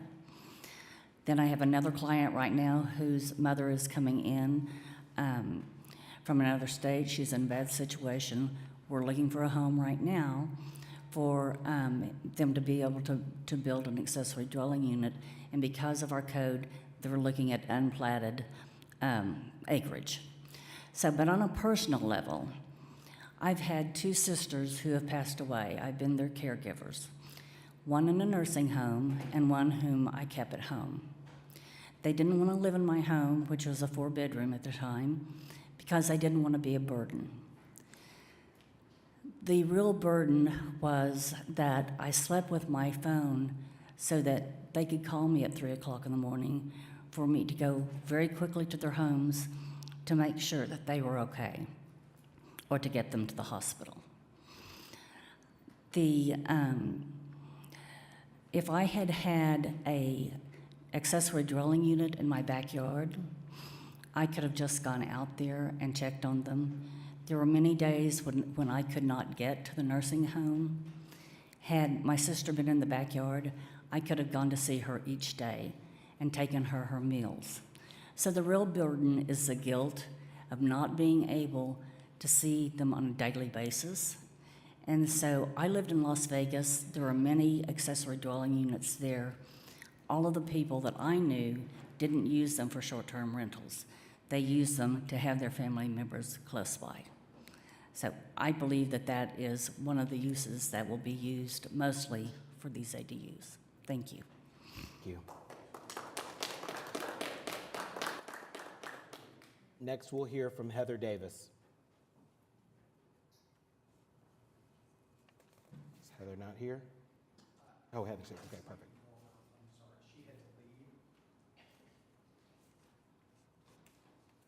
I'm speaking for her from the Belle Isle, Wylam's Belle Isle neighborhood. My name is Stephen Kerr, 5905 North Billen Avenue. I'm here on behalf of Wylam's Belle Isle and also the board of the neighborhood associations of that neighborhood, Belle Isle West, Wylam's 8th, which is the neighborhood just north of Penn Square, as well as Glenbrook, all met together because we're included in what is considered in this proposal the urban core. Well, if you talk to anyone in those neighborhoods, they would not think of themselves as the urban core. Our neighborhoods are very, very different than, say, Gatewood or those types of neighborhoods. Ours is a post-war neighborhood, not pre-war, meaning World War II, of course. And the majority of our lots are parallel to the street rather than perpendicular. There is no driveway access to the backyard. So to include us in this matter means that basically if someone's going to build an ADU in those neighborhoods, then the parking is going to have to be on the street because there's not a driveway that goes to the backyard. There is no way to get past the garage, so the street is where they will have to park. We also, in those neighborhoods, not a single one have sidewalks. We're built at a time when the city, for some reason, stopped saying that sidewalks were a good thing. So now everyone in those neighborhoods who is walking has to use the street. There's no option. To put more cars onto the street makes that more dangerous and a less desirable place to simply be. There's some concerns with the matter of the 1/8 of a mile for transit. We're fortunate enough to have some transit close by. However, that doesn't help you if the transit doesn't go where you need it to go. It's assuming that everyone is working or traveling to where transit goes, which is basically downtown. A lot of the people that live in the neighborhood, when they leave in the mornings, they're headed out northwest because they work further out, or at one of the hospitals. They don't necessarily work where the transit goes, so that's not helpful for us. We also have issues already with our utilities. Our utilities are stressed to the max in this part of town. Just this morning, I didn't have water pressure. That's happened over and over and over again over the last several weeks. In 2019, my street, Billen Avenue, was without electricity for 8 days after the ice storm. We were the last neighborhood in the city to get our electricity back. My wireless internet, which I use for my job, goes out constantly because of the taxes on the utilities. To add ADUs to these neighborhoods that don't have the infrastructure to support it is not a wise choice. We are all very concerned about that. The neighborhoods voted unanimously, the boards of them, to say we would request that this be something that is looked at much more, for a longer period of time rather than what seems to be short. None of us knew anything about this. None of us knew we were included in the urban core until just a couple of weeks ago. It's nice that it sounds as though this may be slowing down a little bit so that we can talk. I would be happy to serve on a commission that would involve this matter. I'm sure there are other people in the neighborhood that would as well. But what we're asking here is that this be looked at as not simply a matter of what can we do immediately, but what are we going to do over the longer term? We've got to have the infrastructure to support this. And right now, we don't have that. I'm living proof of that. As I said, this morning, I turned on my water, hardly anything comes out. So to add an ADU next door to me is not going to help that process. So I appreciate your time and your willingness to sit here and listen to everyone. I used to work in the city attorney's office, and I understand where you come from with all of that, and it's not always a pleasant thing to do. But I appreciate that, and once again, I'm happy to talk with someone to be on such a commission. I'm willing to volunteer to do that. Thank you. Thank you. Next, we'll hear from Nick Singer. Hi, Nick Singer. I'm just going to speak on my own behalf as an affordable housing developer and a political watcher and observer. ADUs are the absolute minimum step we can take to densify any part of Oklahoma City. I thought we lived in a state that believed in like basic property rights where you got to decide what you wanted to do with your property, but I'm finding that that may not be the case. This will only affect like the densest wards in the city. And you asked a question about like which cities have seen success with ADUs, and I would say all of them. We're like one of the least dense cities in the United States of America. So you can go to almost any other city and find the adoption of ADUs considerably higher than here. I think if people come up and mention parking, drainage, utilities, traffic, they should win like the NIMBY bingo, because that's like the excuse everyone gives for every development ever, as you all know. So I don't think we should necessarily weigh those arguments super heavily. I also find it odd that the majority of the reaction to this, and really it's like very uneducated, reactionary kind of response to this, live in places that already have ADUs. They already have the thing we're trying to allow other people to get, and they're telling other folks they can't have them because it doesn't make sense, and they can't fix them up, as has been pointed out repeatedly. So they've got dilapidated sheds in their backyards that they want to keep, I guess. I think about like Ken's, so two important things. Over 90% of this city is zoned for single family homes. We cannot be a city that fights every form of density. There is nowhere to build higher density except in very few neighborhoods, or you have to go through what we went through 20-some SPUDs today. That's the only way to get anything done. And so this is like a tiny step, and code updates come in. This is just a tiny step in addressing that. The last census showed that these neighborhoods in this urban core area were some of the slowest growing, in downtown district especially, where we've poured billions of dollars in economic development, are some of the slowest growing neighborhoods in the census. Most of the development is still happening on the edge of town, where it is incredibly expensive to put utilities, streets, and all that stuff. So, the comprehensive plan says we should densify, and yet here we are just kicking the can eternally down the road on even like the smallest, tiniest step to densify. I look at Ken's deal that you guys just approved. I think this body really gets it. I mean, you guys obviously spend many hours sitting here reviewing these things. Ken's deal is so cool. You just put, because more than just the ADU argument about somebody living there, I think of it in these districts that we've built, like the Plaza, the Paseo, Uptown. They need customers. In the last year, all these restaurants have closed. You just added all these new customers to the Plaza district by approving Ken's, much higher density thing, and they'll figure out the parking and all that. I mean, it will come because that people have to figure out where to park. But it'll help put more people in the neighborhood to help,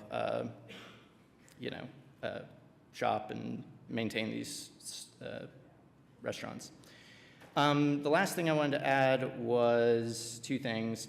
Austin just passed 1,800 square foot minimum lot sizes, so we are way behind our peer cities, right? I mean, this ADU ordinance. I mean, yeah, we can compromise forever and we can create task force to review it. I would encourage you to put,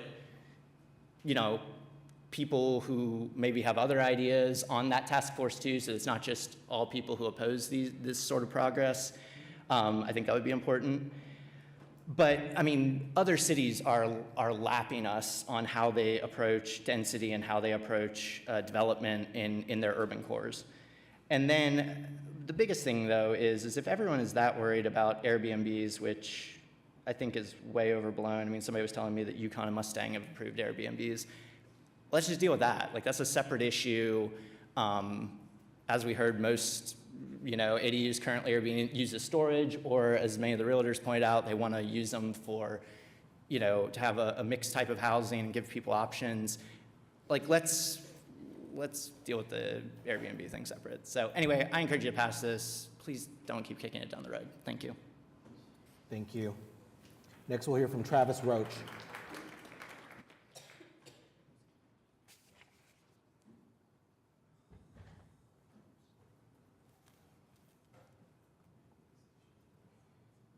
Hello, Travis Roach. Thank you for your time today. I live at 3308 Northwest 21st Street. I'm part of the Linwood Place UCD.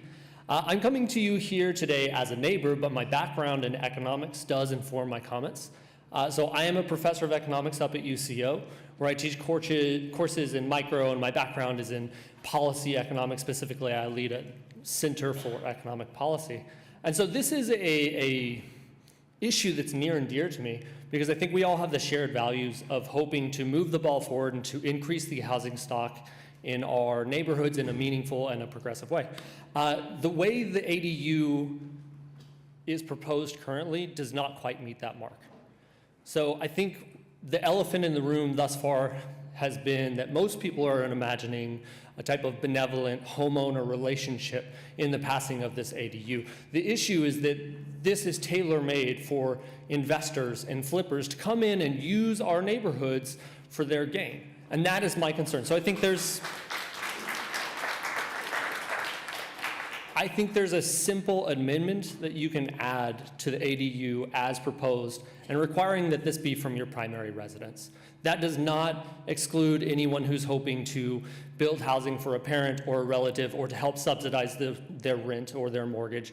This is something that could meaningfully increase our housing stock, while also not being the type of exploitation that we have seen from some of those folks who have even presented today. So I bring this up with a few points specifically. One, I have an ADU that overlooks my backyard. I've gotten to know several of the folks who've lived there. They've all been wonderful neighbors. There was one time that we had a group that liked to party. They were pretty loud. I was able to go to the person who owns the property and go, hey, your renters are really loud. Can you talk to them? That was a conversation I could have neighbor to neighbor that did improve, and we were able to come to a compromise. That's the kind of relationship you can have when it's not driven just by a person who has bought a property and split it in half and now rents both sections, or maybe rents one and Airbnbs the other. We can get those concerns off of our doorstep. Another one is, Omega. They were application 20 here today. They came into my neighborhood. They used a SPUD to produce something that would automatically be approved under the current ADU passage.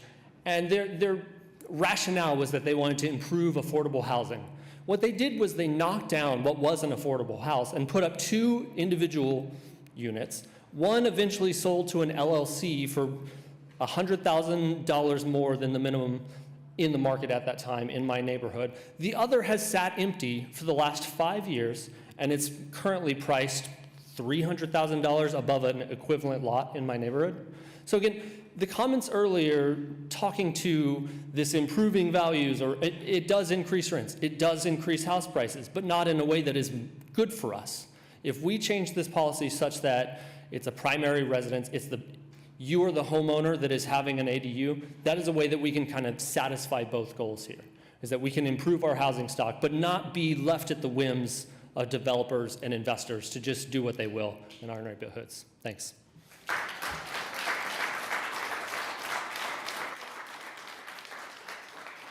Thank you. Next, we'll hear from, and I apologize, I want to make sure that I get this right, but I think it's last name Taylor, and your address is 1932 Northwest 56th Terrace.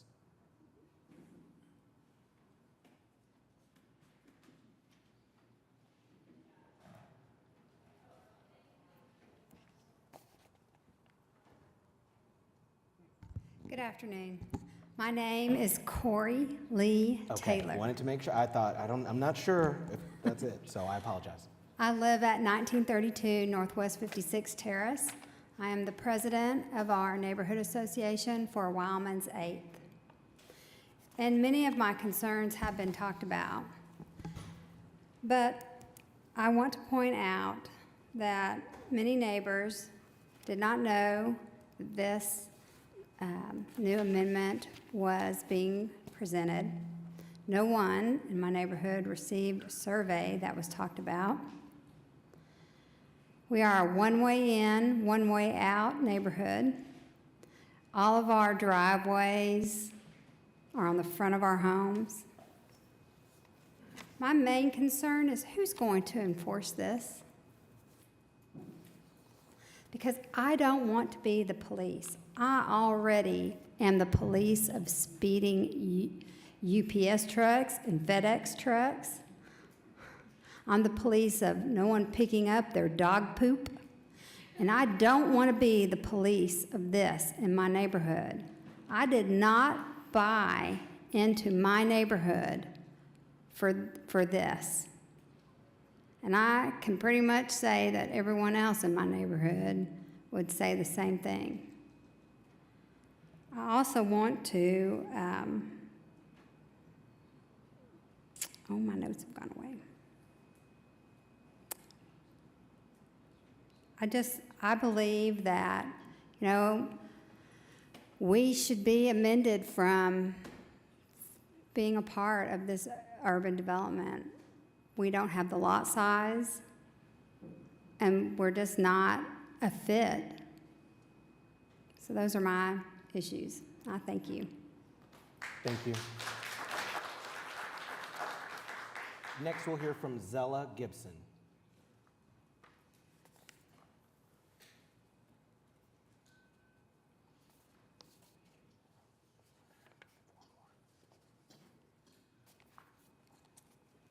Sally Gibson, 920 Northwest 25th, Paseo.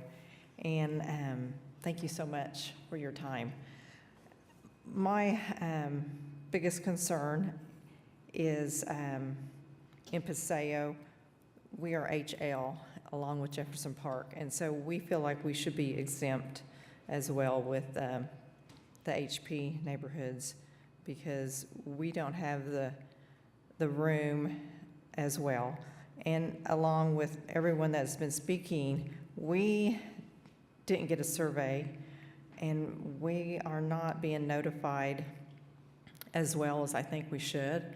But I'm, like the rest of the neighbors, more than happy to get more information. And like he said, we should postpone it or table it a little bit longer. So everything that you got, we can also read and understand. I think it's important because to come together as a neighbor to let everyone know, that way they can figure out what's really on the table. So I thank you very much. Thank you. Next, we'll hear from Kathy Burns.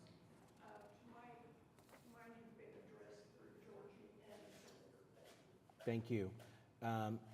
David French? David was pulled away from another meeting. Cool.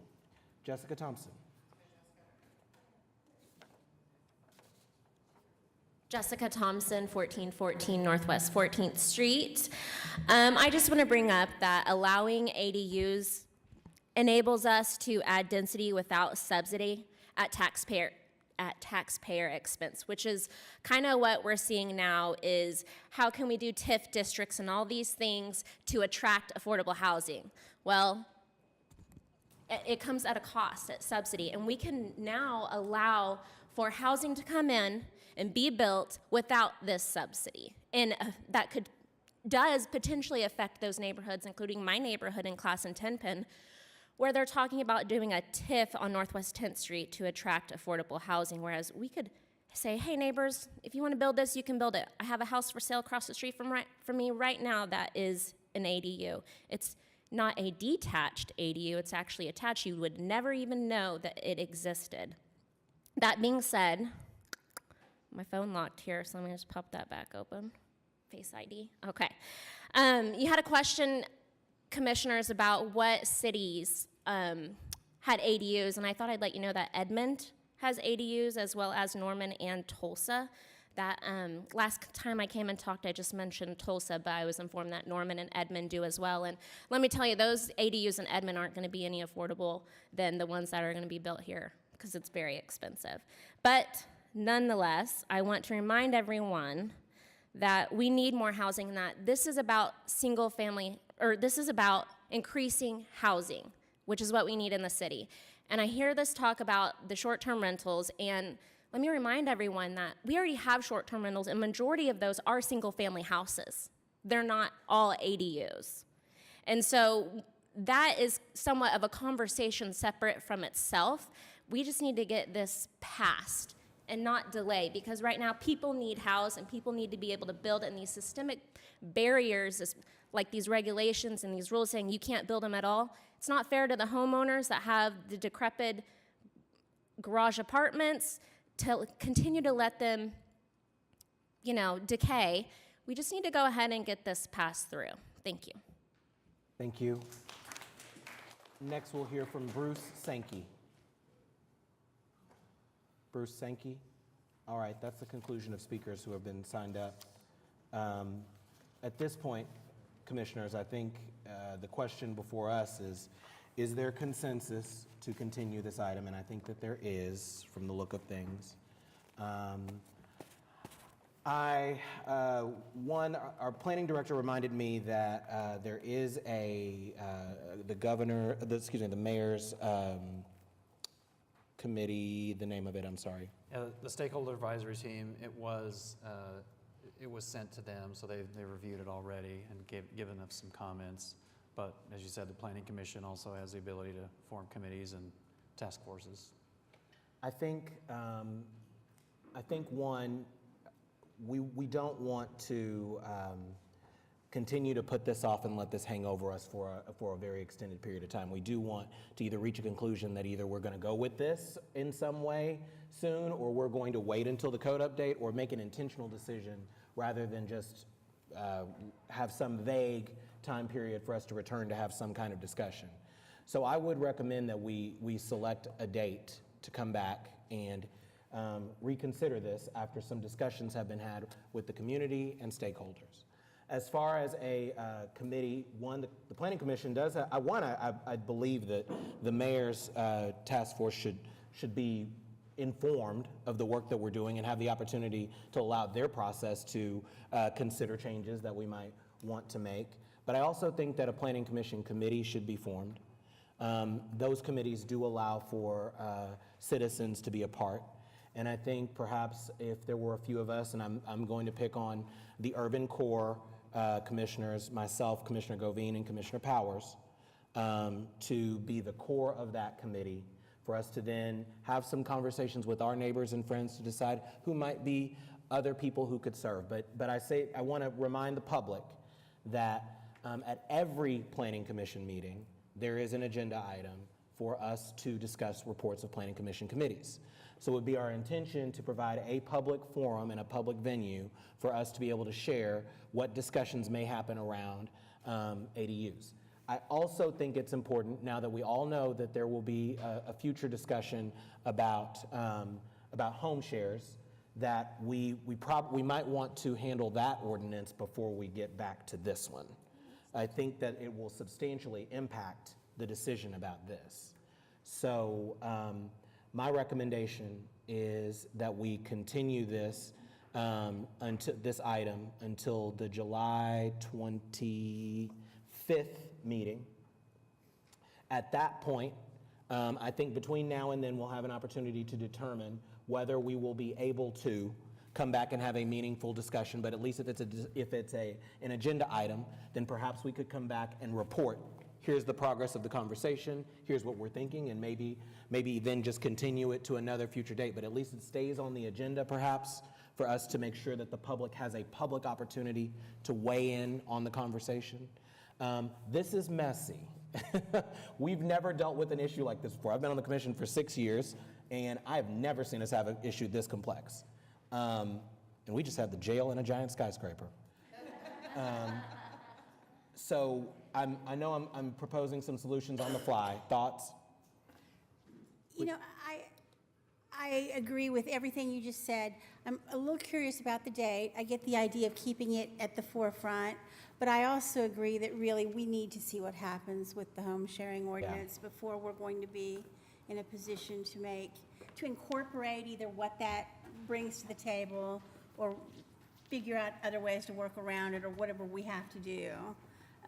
So I'm both willing and able to serve, and I do think that we do need time to hash this out. It is very complex. I'll try not to talk too much, but you know, we're about to do something that's a big deal. As Ms. Resco alluded, you know, the notice for this meeting is, you know, standard state publication in the Journal Record, and if you don't have, you know, it's not like back in the day when everybody read the Journal Record and looked at the notices. You know, it's like if you're trying to keep educated, it's not the easiest thing to do to even be aware of these discussions. I think we need more outreach.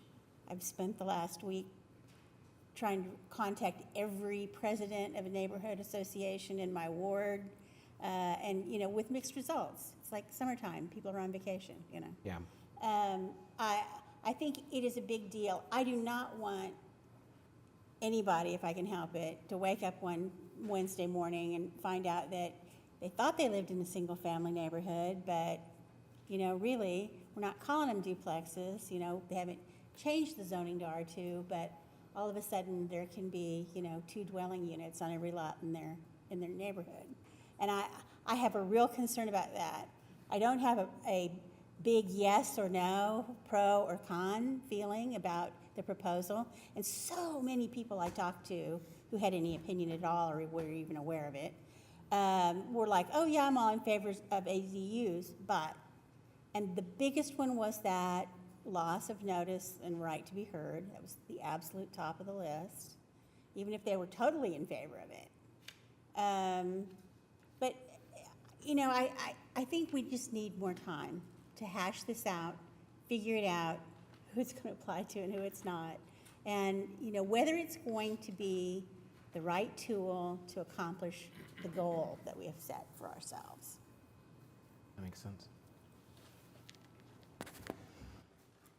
I think I've already conceded that we should take our time, but I don't know how much time is too much time. I don't think we should tie this to passage of any short stay policy that is currently being discussed, because maybe we can talk about creative solutions to that in the next few weeks of how, but I don't, if we're just going to flat out say, we can't do anything on this until short stays are addressed, I don't know that I'm not saying you said that, but that's an implication that I think it's unfair to this. And I like the person that made the suggestion about maybe we should review the wording and the non-transient basis that's already in here and could be maybe clarified.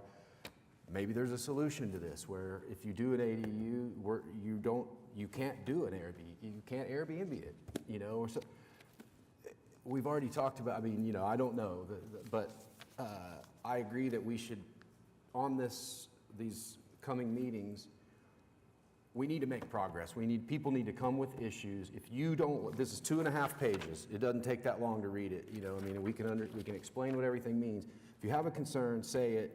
Let's figure it out. But if you're just against this because you're never going to be for it anyway, that's not a productive participant in moving it forward. So we get that some people, not everyone's going to be for it. Let's address the real concerns and get to the actual written wording of what's being suggested here.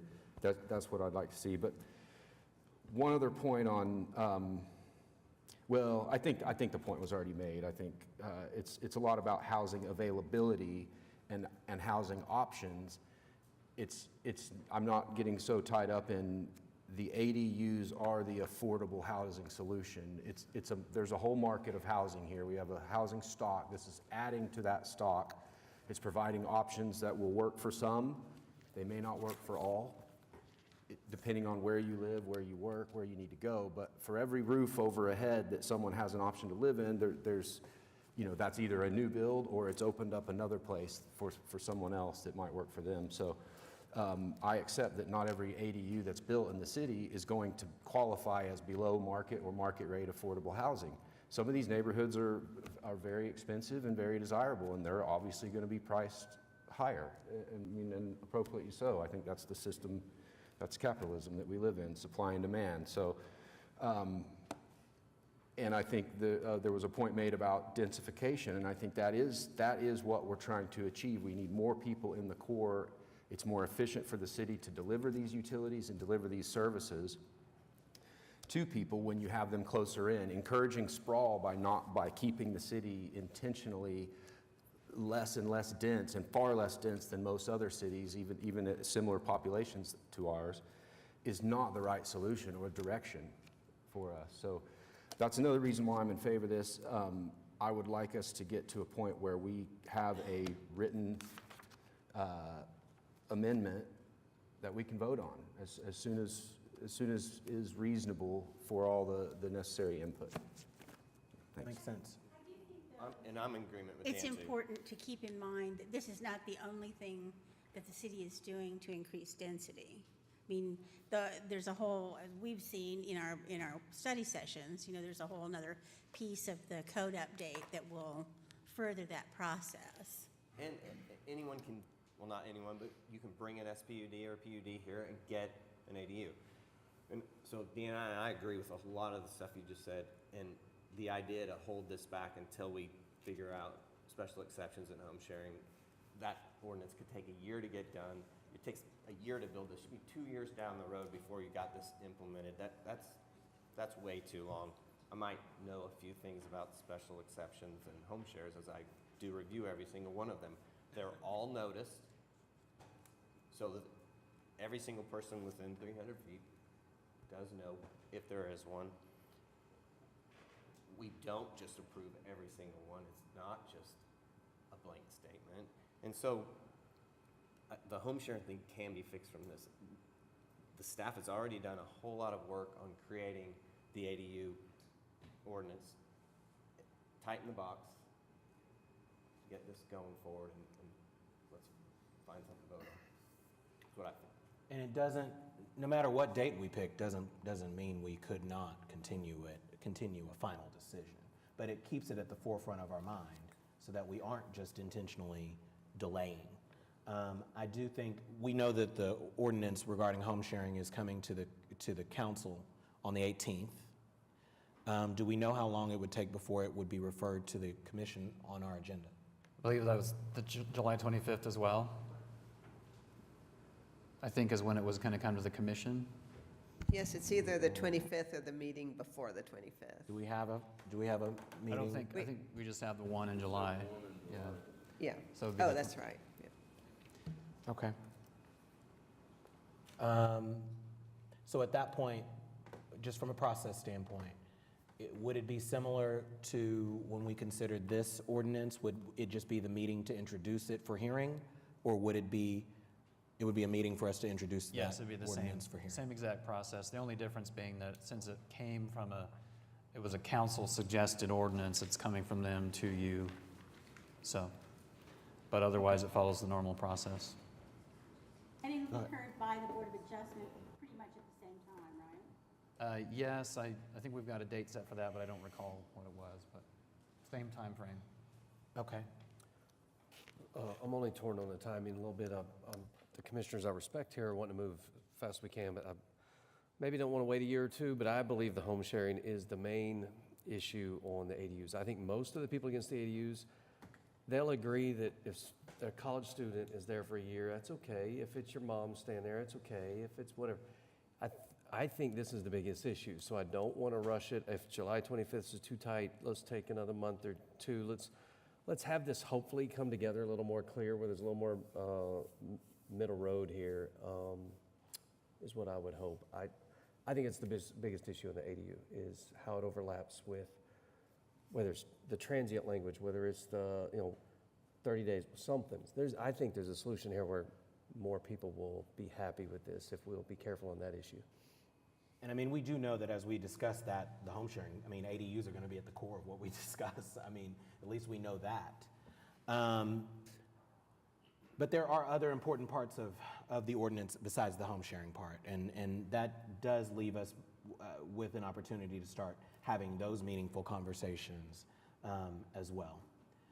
Perhaps since we anticipate that we'll be setting the home sharing ordinance for hearing on that same day, we could take this opportunity between now and the July 25th meeting to discuss some of the other issues besides the home sharing. We can table, yes, we know home sharing is critical to this ordinance, but we can also start addressing some of the other concerns with our neighbors between now and then. Parking's gonna matter. HL's inclusion matters. All of that is, I think, really critical too. That's not quite, that I think we can address separately from the home sharing ordinance. Oh, don't forget to mention too that, Please. and it was Lisa that, she said owner occupied, and I still don't understand what we're saying we are or are not doing with that, so clarifying that before we move forward on this too. I agree, and it was suggested about the idea of limiting it to somewhere where it's a primary residence, and I would wonder how we would go about defining that too. It sounds like a good idea, but a challenge with the language. Let's table till July 25th, and I remain confident that on the 25th we will not reach a final conclusion. But I do think that it would be good for the public to be informed about the discussions that we're having and have an opportunity to speak to us directly about what is going on and what they hear. So perhaps when we have that meeting, we could discuss what conversations have happened so far. The public will be here, they'll be noticed, so then they'll have the opportunity to speak to exactly what we're saying that has occurred between now and then, so then it's a more transparent process. In between that time, of course, the mayor's committee that originated this should have its own conversations as well. I think that's important. So thoughts on that solution? Okay. Then we just need a motion to continue this item to the July 25th meeting. Mr. Chairman, I'll make a motion to continue, what item are we? I don't even know. 23. 23, item number 23, until July 20th. Commissioner Powers moves to continue item 23 until the July 25th meeting of the Planning Commission. That motion's been seconded by Commissioner Meek. Please cast your votes.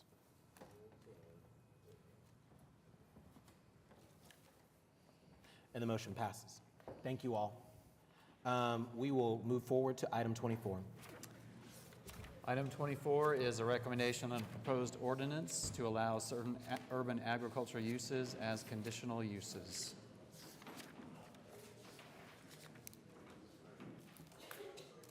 Good afternoon. Katie Friddle, Principal Planner, Current Planning and Urban Design in the Planning Department.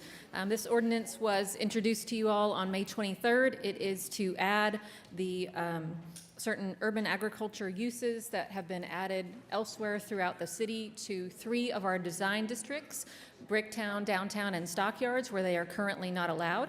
These are conditional uses.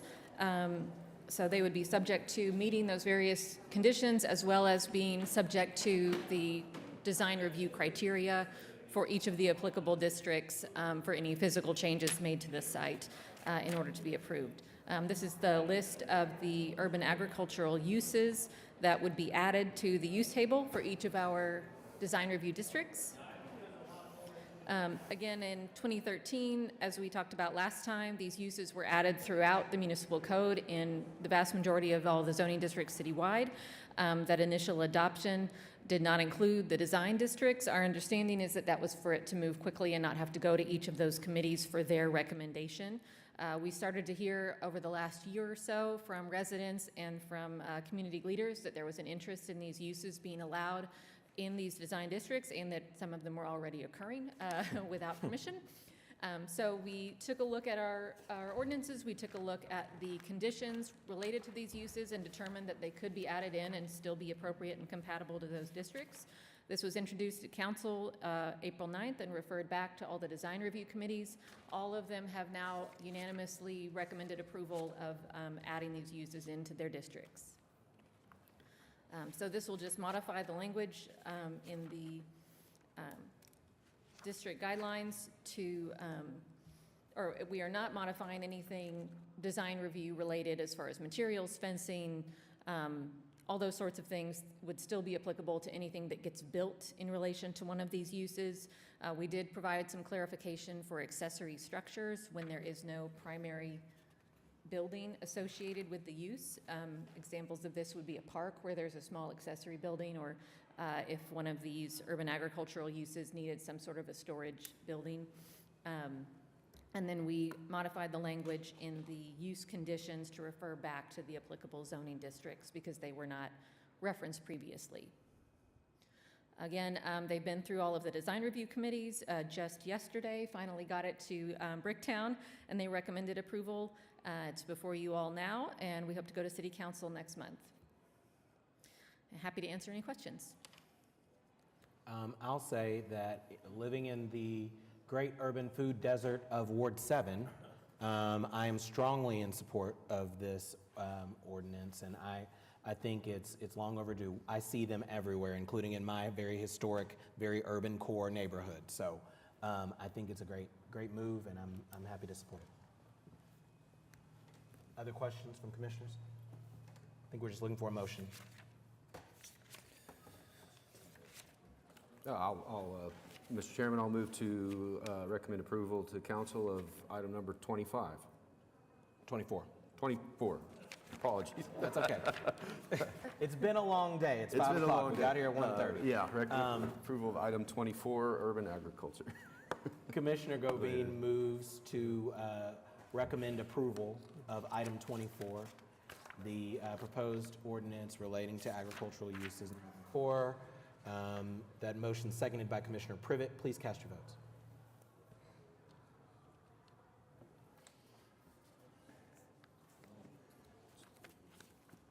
We're all about urban farming today. Today, yeah, we are.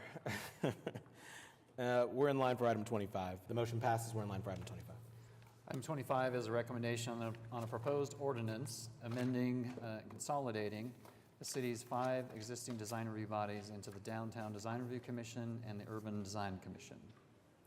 Still me, Katie Friddle, Planning Department.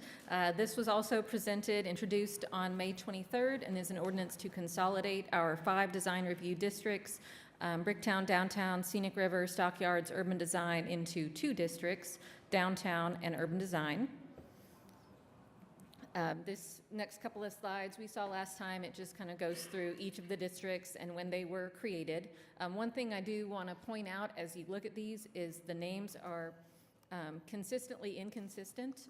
One of the topics of discussion last time was kind of what to do with the names of Downtown and Bricktown. So we have Downtown Design Review Committee, Riverfront Design Committee, which reviews the Scenic River overlay. That's always a tricky one, that the name and the design district aren't actually the same. Stockyards, Stockyard City Urban Design Committee, and then the Urban Design Commission. So this is kind of the composition of the current districts with all of the sub areas within each of those that they oversee. And then this is what we are proposing to consolidate them down to. Downtown Design Review, currently committee, we've proposed commission to be consistent with our other design review bodies, would review the Bricktown Core Development District, and then the Urban Design Commission would absorb the Stockyard City Development District, Stockyard City Transitional Development Overlay District, and the Scenic River Overlay District. So we would also consolidate that membership. Urban Design Commission would remain at 9 members, but we've kind of reconfigured the composition of that to allow more spaces for representatives of all of the various, or as many of the various districts as possible, either residents with demonstrated knowledge or a tenant and property owner located within the applicable districts.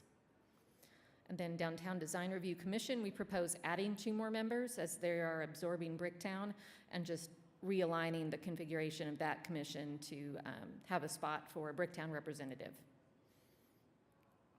So this has been to all of the design review committees, and everyone has recommended approval. It was before you all in May, and we're back today for hopefully a recommendation, and then hopefully on to City Council in July. The main kind of topic of discussion, as I mentioned last time, was the naming of the committees. To be honest, from a staff standpoint and a logistics and minimizing the number of control Fs we have to do throughout all of our materials, staff would be happy to leave it as Downtown Design Review Committee and Urban Design Commission, and nothing gets renamed at this point, and we come back through the larger code update and clean up the names. We are also perfectly happy to change either name however you all feel is the most appropriate, and we'll just have to go through our various documents and materials to make those consistent across the board. So happy to answer any questions. I'm curious about how we transition people off. So how is that going to work?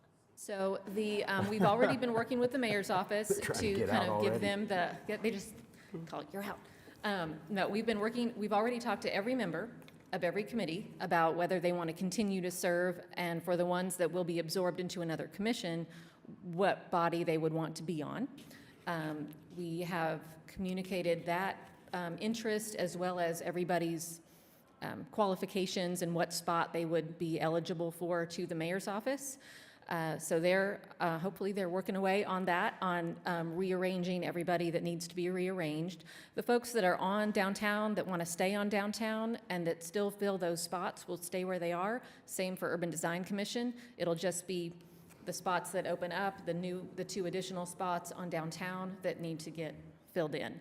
So between the adoption by council, which we have anticipated for July 30th, and the next meeting of the two remaining design review committees, which would be mid-September, we would need to get any new people appointed. And obviously people serve till they're replaced when that has to happen, and committees can continue to function with an empty seat or two, but that's kind of what we've laid out with the mayor's office. Okay. Other questions? Sorry. I don't have a strong opinion on the naming, but because we talked about it, is there a difference in, Downtown Design Review Committee, right, or commission? Yes. Committee is what it's currently technically called. And then Urban Design Commission, one has the review in there, one doesn't. Is there a difference in what they do and the nature of where they're sitting? There's no difference at all. Downtown is actually the only one with review in the name, and I don't have an answer for why that is. Don't know why. The Urban Design Commission, once upon a time, was the Urban Design Committee, and then that changed at some point, and their boundaries changed. So they've evolved over the years. I think we've named them in different ways over the years. So. Okay. The proposal last time was to change them both to commission? Yep. Okay. So At least that's more consistent. Yeah. But Yeah. in terms of just the amount of work involved, Katie, in doing that, the cleanup and all that kind of stuff, I mean, if we leave them like they are, is that the easiest? If we change them to one or the other, will it make a difference as far as how much work it is? It's a matter of going through print materials and materials that are on our website, PDFs of various documents, kind of going back through the ordinance one more time to make sure we haven't missed any references to the committees. It's not unmanageable, but we've also said, if we just left them where they are, that'd be a lot less going in and changing things on the website and all those sorts of things. So. And how does that compare to or stack up against the desire to have them be the same? I mean, is there some reason why they need to be the same? The consistency, I mean, is that just a theoretical thing, or is there some value in it? I think we just thought as we were putting this all together, urban design is a commission, historic preservation is a commission, we have a planning commission, we have an arts commission.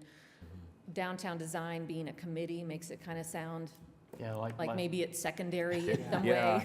Yeah. I mean, I had only raised it because I was worried about the public being confused, thinking you had to go to both, thinking there was, first I got to go to the committee, then I go to the commission. Yeah. I get the staff's problem, but it was making sure the public's clear for the future is all I was thinking. Yeah. I think commission is right for both, and that's consistent with planning commission. Then the question is, do you remove review from DDRC? Because DDRC just rolls off because everyone's familiar with it, but is it Downtown Design Commission, Urban Design Commission. DDC, Take the review out. you know, like that- BBC, just nice and easy. Yeah, I mean, that would be the the Makes next sense to me. consistency step, if you ask me, but. Oh, Urban Design Review Commission? Planning Review Commission.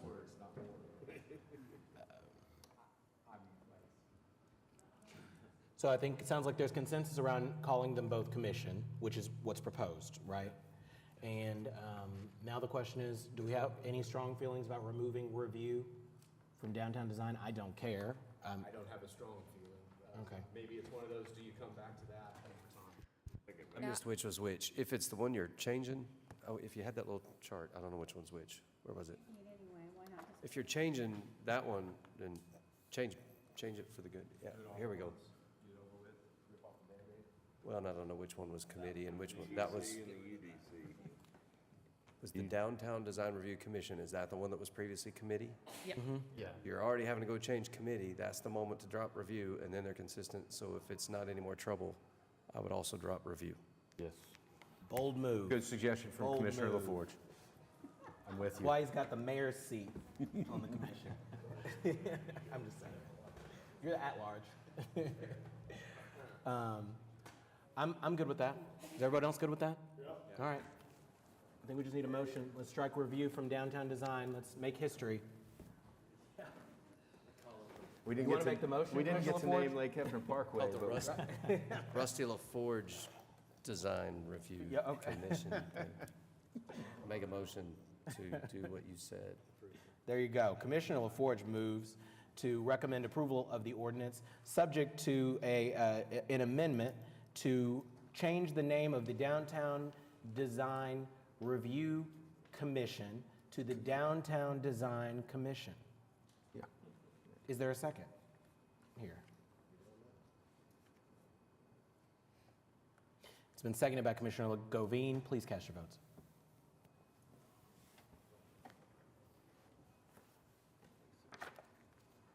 Unanimous approval. Thank you, Katie. Excuse me, recommended approval to council. I thought I did say that, but if I missed it, I apologize. It's been a bit of a long day. Are there any additional items? There are no additional items.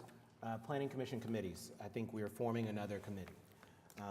We cannot have more than 4 members. Are there any other commissioners who are interested in further? If you want, you just have to notice it. Oh, okay, we don't want to have to public notice it. Are there any other commissioners who would like to, we're interested in serving? If you want the Airbnb thing, I'll do it, but if not, I don't worry about it. We probably need you, I think, because of your experience in dealing with ADUs. So if you're willing, Don, I think that'd be good. I'm in. Okay. All right. Any other commissioners feel like they're being excluded, that want to be included? Yeah. Anybody else feeling left out? You know, anybody want any more work? We've got work to give out. All right. Planning Commission members, Commissioner Claire. On the off chance that I hit the lottery and I'm not here, I'm on an island on the 25th. I don't want to drone on about the ADU thing, but I do want to offer up a couple of thoughts that I had. And people were starting to go down these lines, and that's why I didn't jump in at that time. But I think as you start discussing whether it's the primary resident, it's only it can him be the only one that apply. We ought to talk completely through that and just make sure that that's not a hindrance to the property owner that might have 2 residences. I think the ultimate goal, what everyone is trying to avoid, is for business entities to come up and purchase a lot of property. So maybe it's along the lines of you can't be an incorporated business entity, an LLC or something like that. That the other thing, and I heard Commissioner Govine mention this, just say you can't Airbnb it. I would be careful with that too, because my concern would be that you take away a property owner's ability for supplemental income in the event that they have a job loss or something, and they might be able to supplement their income. So again, there's a lot of things to talk through, but I just wanted to put those couple of things out there that were going through my mind that, there's a lot of consideration, so we just need to make sure that it's thoroughly discussed. Agreed. Thank you, Commissioner Clare. Commissioner Powers? I just want to say, and I probably should have done it during the discussion, but I do want to say, I think staff has just done a remarkable job. They've done so much work on the ADU thing. And I know it has to be frustrating to not be able to kind of pull it over the finish line. But I know that they will be just as willing and just as able partners as we kind of hash through these final things and see if we can't work toward well-informed consensus, and those are kind of my two things. It's like I want to know in my heart that people know about this, that they've had a chance to have their say about it, whether they exercise it or not, it's up to them, and that we've come to a place where we've patched it together as best we can, to make as many compromises as make sense in order to satisfy people's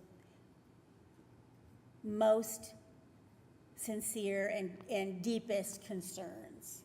And, I absolutely think we can get there. I was really astonished, I have to say, by how many people I talked to were like, started the conversation with, oh, I think ADUs are a great idea, Now, as they went along, bits and pieces of that kind of got, chipped off here and there sometimes. But, I don't think that, I'm not sure, I did talk to one or two who were just like completely against it. Yeah. But very few. And so I think if we can find our way to solve some of these issues, and most of them I think are solvable. So I'm with you, informed consensus, that's where I'm headed. I like that. Informed consensus. That's good. Commissioner Meek? Oh, I'm sorry. Sure. Thanks to the staff. That was where I really started. They've really done a great job. They really have. Thank you. Commissioner Meek? Yeah, I'm not here on the 25th, so you guys. I'm sure you hate that. Oh, we're gonna appoint you to something. Yep. Real quick on the ADU deal, the home sharing deal that's coming up, I have friends that live in these wards that the primary house is an Airbnb. It's not just about ADUs. And the entire house itself, it could be the issue, the primary residence. That's true. We also have a whole lot of people in these wards that drop the D, they build accessory buildings and they mask them to be an accessory dwelling, just short of an oven per se. Dan and I both have a friend like that. So I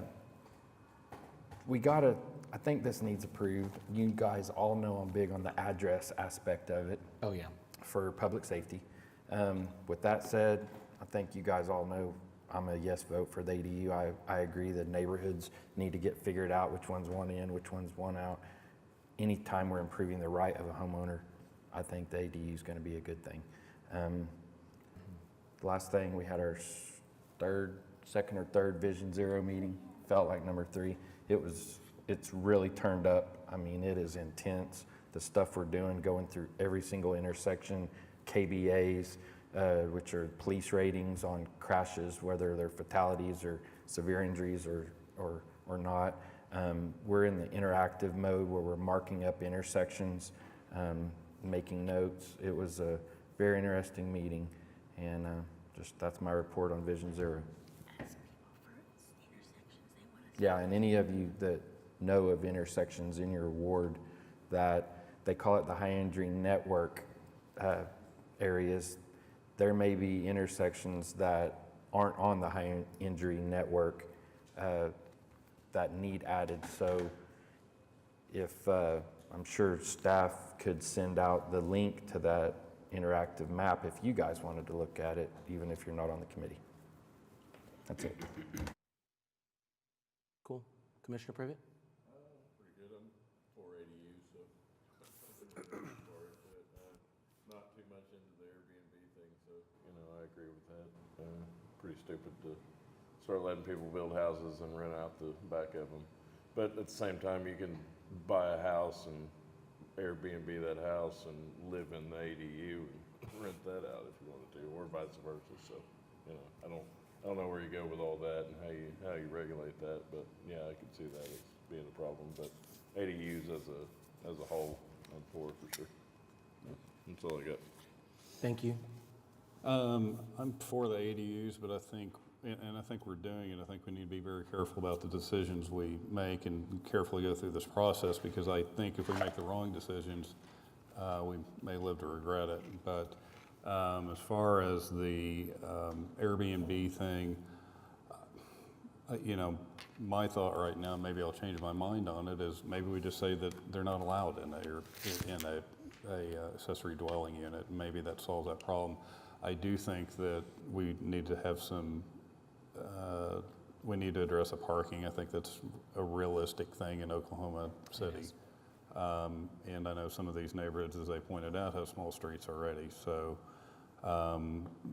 again, obviously staff's put a lot of work into this, and I think it's gonna be a difficult thing to sort of craft a one-size-fits-all solution to it. So, but I am glad that we're taking our time and having the discussions about it that we need to have. And I think there's a lot of great points that were made by the public and by everyone here today. So It's true. Commissioner Govine? I'm going to not get started again on ADUs, but I feel that, just briefly, what staff has introduced with regard to parking is sufficient. Nothing else needs to change in that regard. There is no ownership of the street in front of people's house. You can park in front of my house, I can park in front of your house. That's how things work. And they have added parking requirements based on street width. That's sufficient, in my opinion. But happy to keep hearing people talking about, worried about someone that might park on their block. And I'll tell you, we do a lot for parking on the special exceptions. Really? Almost 100% no on-street parking, which I know you're not really for. It's just to try to help the people who actually live in the homes and in the neighborhoods to be able to park on the street. Yeah. Yeah. Well, yeah, I know parking's always going to be a hot topic. I have a different frame of reference, but on the Airbnb, the whole private, would it just take that out of the conversation if we just said you cannot permit an ADU as an Airbnb? But you all do permit. Yes, we do, and there's so many already. So is it? Okay. Probably 5% of the overall that come in. All right. But it will Like I said, I'm not trying to get with back the into ordinance, the it would debate. increase. We know that. But Most of them are the single-family homes.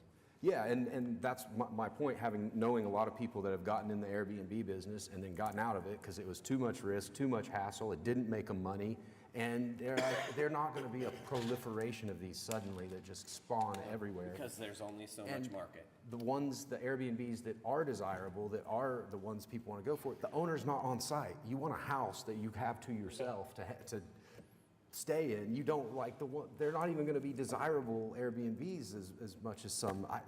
Maybe because they're less expensive they would be, but I'm just struggling with that one. So anyway, sorry, I'll sign off. It's been a long meeting. All of the problems out. We'll talk more. That's it. Commissioner Noble? Commissioner Ford? I had 10 or 12 things so that he can get to pickleball.